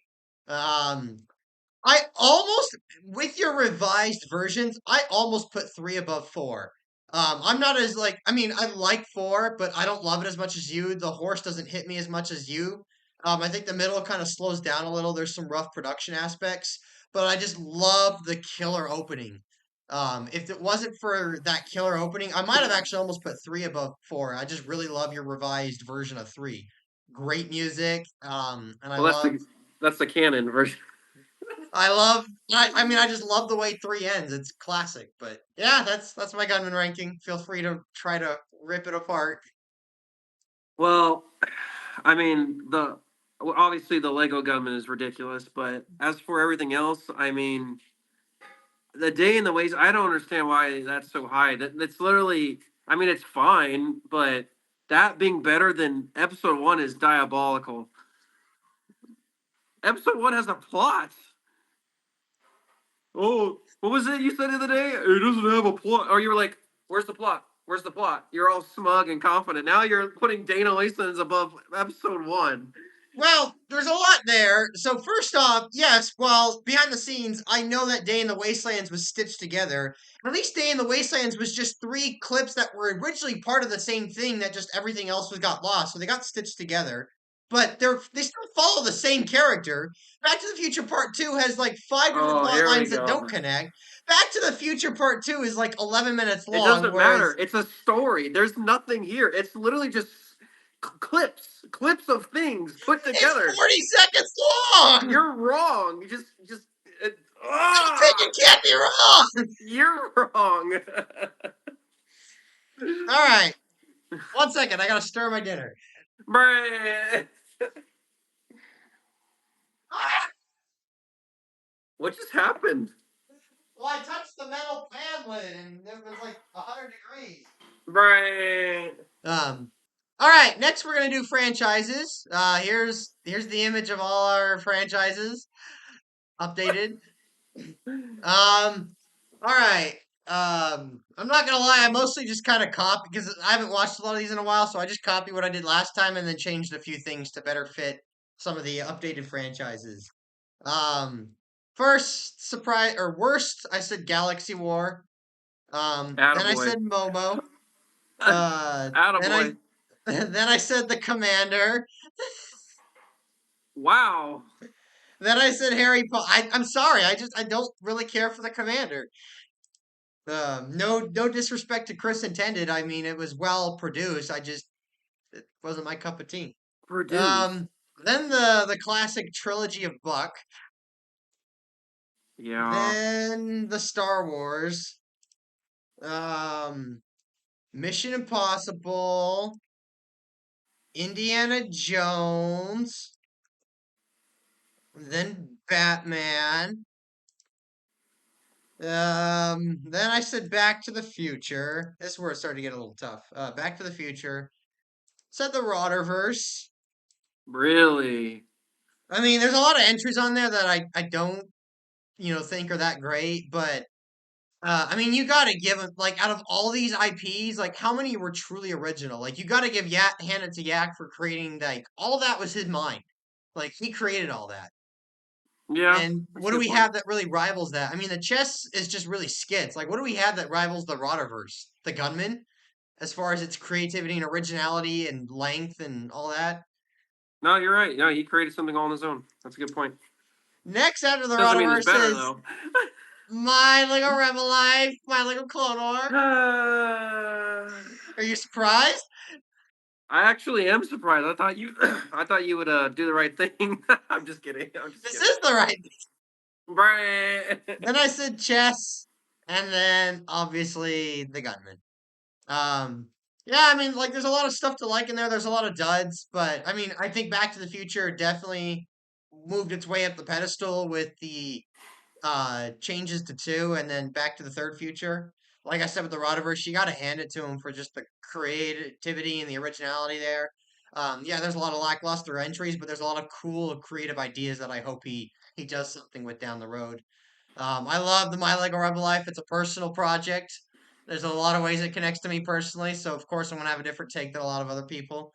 The chess series, I think there's just a lot of fun, silly entries in there. And then the Gunman, I mean, does that even need an explanation? Especially after having six completed and a book on the way later in this year once I get my personal uh book done first that's with the editor, then we'll get the Gunman book with the editor and we'll get that out and it's just, yeah, the Gunman's just you can't compete. Yeah, the Gunman is top tier stuff. All Um, right. Let me do mine, and then we'll talk about we'll compare them. Yeah. Okay, so I think we were both right on the first two. I put Galaxy War as the worst, and then Momo. And this is where you're gonna tweak. Oh, So before I even say this, let me just say, I give you praise for doing this. You did a lot of work and you told a good story. oh, However, the production quality is terrible. We're not gonna let's not sugarcoat it. It's just a fact. Like, it's not even real animation. There's a few animation, but for the most part, it's just pictures. Terrible CGI. Most of the pictures are out of focus. The acting is terrible. Um, if this production quality was better, at least better, like, it's. I mean, all the rest of the videos have better production quality, but this, it's like you have to sit through 4 seasons, and it's just like hard to sit through because it's so hard to watch. But don't think the animation and production quality is as bad as you say, and I think there's some decent performances, but I would be inclined to at least halfway agree with you on a lot of that. And you I'll have take out that of I'll take you that you appreciate the story. I'll take it. you have blurry shots. My But camera was from 2011. anyway, I know what you were trying to do, and I praise you for coming up with an original story. That's awesome. So I'm Well, sorry. thank you. I'll take that. Rebel Life, and then I put Buckaroo because let's be honest, it's Buckaroo. I mean, the first one is the first one, and obviously it got second ones because of the first one's existence. So, yeah, and then I put Star Wars next just because I never really got into the first one. I mean, it was okay. The second one is fun, but I just think the other entries are better. Um, I put Harry Potter next because at least with the second one, I think the production was just kind of crazy. Like, the second one is not Yeah. as good as the first one, but we had a lot of people involved, and the story was fun, and the action was fun. So I thought I put that one next. Then I put Rotter, um, original IP. The three aren't that bad, so I put that, and then I put the Commander next because I don't know. I still really like the Commander. It's a great story, original. The production is good. um, so I put that one, and then I put Batman because let's be honest, there is a lot of entries, and a lot of them are pretty enjoyable. A lot of them are really bad, but I do think a lot of them are fun. And plus, Batman started it all, and that one's just iconic. Um, and then I put now this is where it got really hard. I put chess next. I was conflicted between chess and MI. But I put chess next. I love all the entries. They're all really fun to watch. Obviously they're cringy too, but they're just fun. Like, it's all about chess. Like, it's just, that's kind of another original IP we came up with, and it's just simple. Like, it's a fun original IP. So I thought that should be above a lot of the others. And then I put MI because I actually genuinely think those a lot of those are really fun too. Like, I actually pretty much, except for the fourth one, I pretty much like all of those videos, and I really like five. And then Indie, I think Indie is really solid too. I put Indie next. The first one is iconic. It's not that great, but I think it's fun.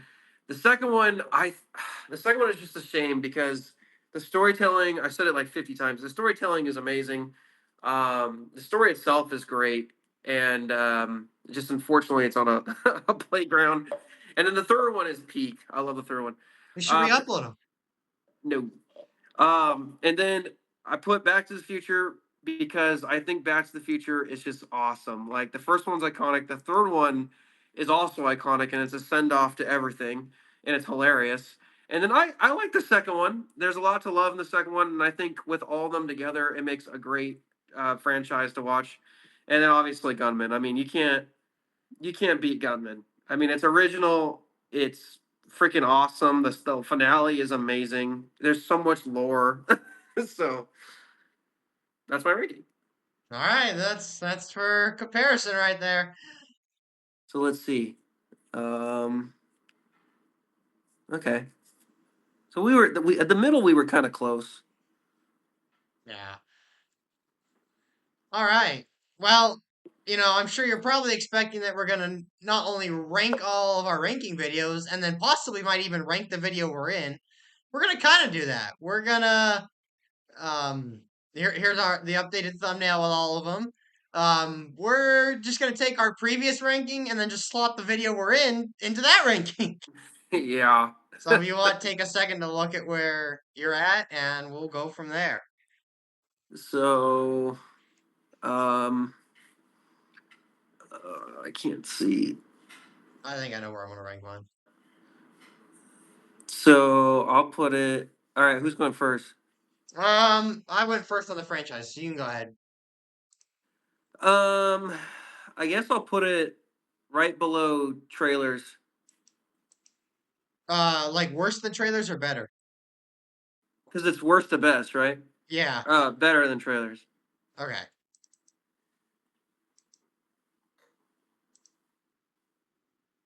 Okay. I am actually gonna say or put it right here in between the franchises and trailers. Oh, The franchises was a hell to edit. It was 4 hours of footage. That sucked. Um, but and this one's been kind of a little bit of a drag just because some of the like content's been longer, like the 4 hours of documentaries. we Oh, they've thank been you for your copied. service. You're welcome. But then like trailers and all that, those were just fun. So yeah, those are our updated franchise rankings. Epic.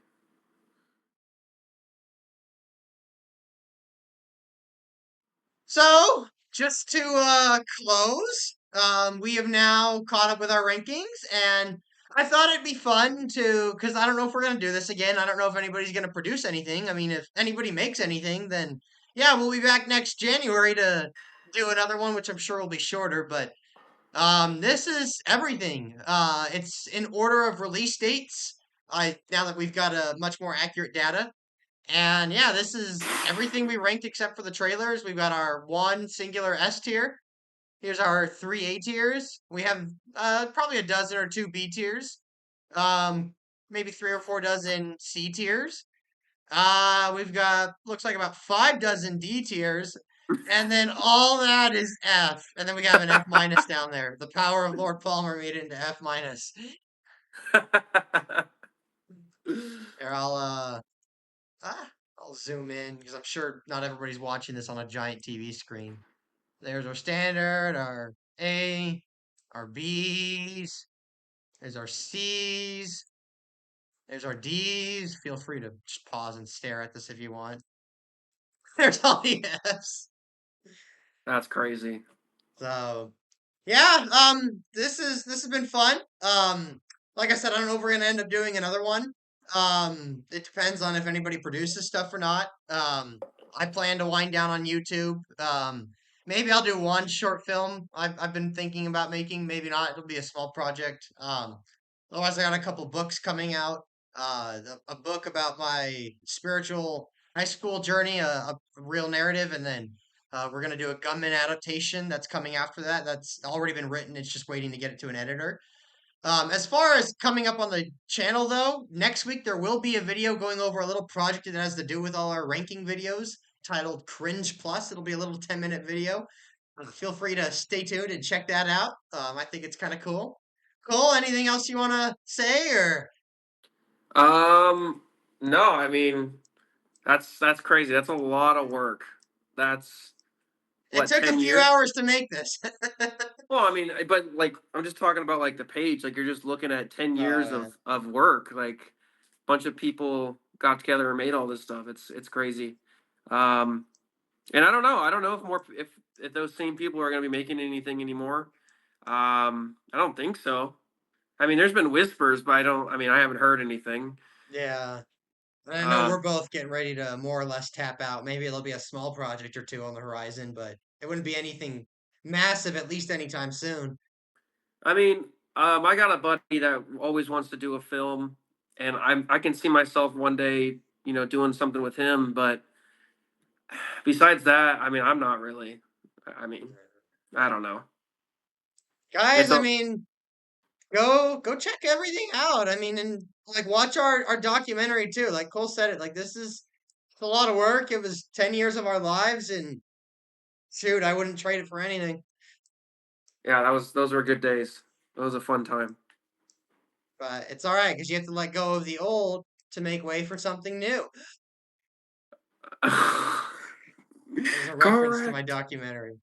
All What? right, well, and I started us out with the good old classic Knopf Glibberei. Cole, you want to end us out? Yeah. Thank you all for watching, and toodles.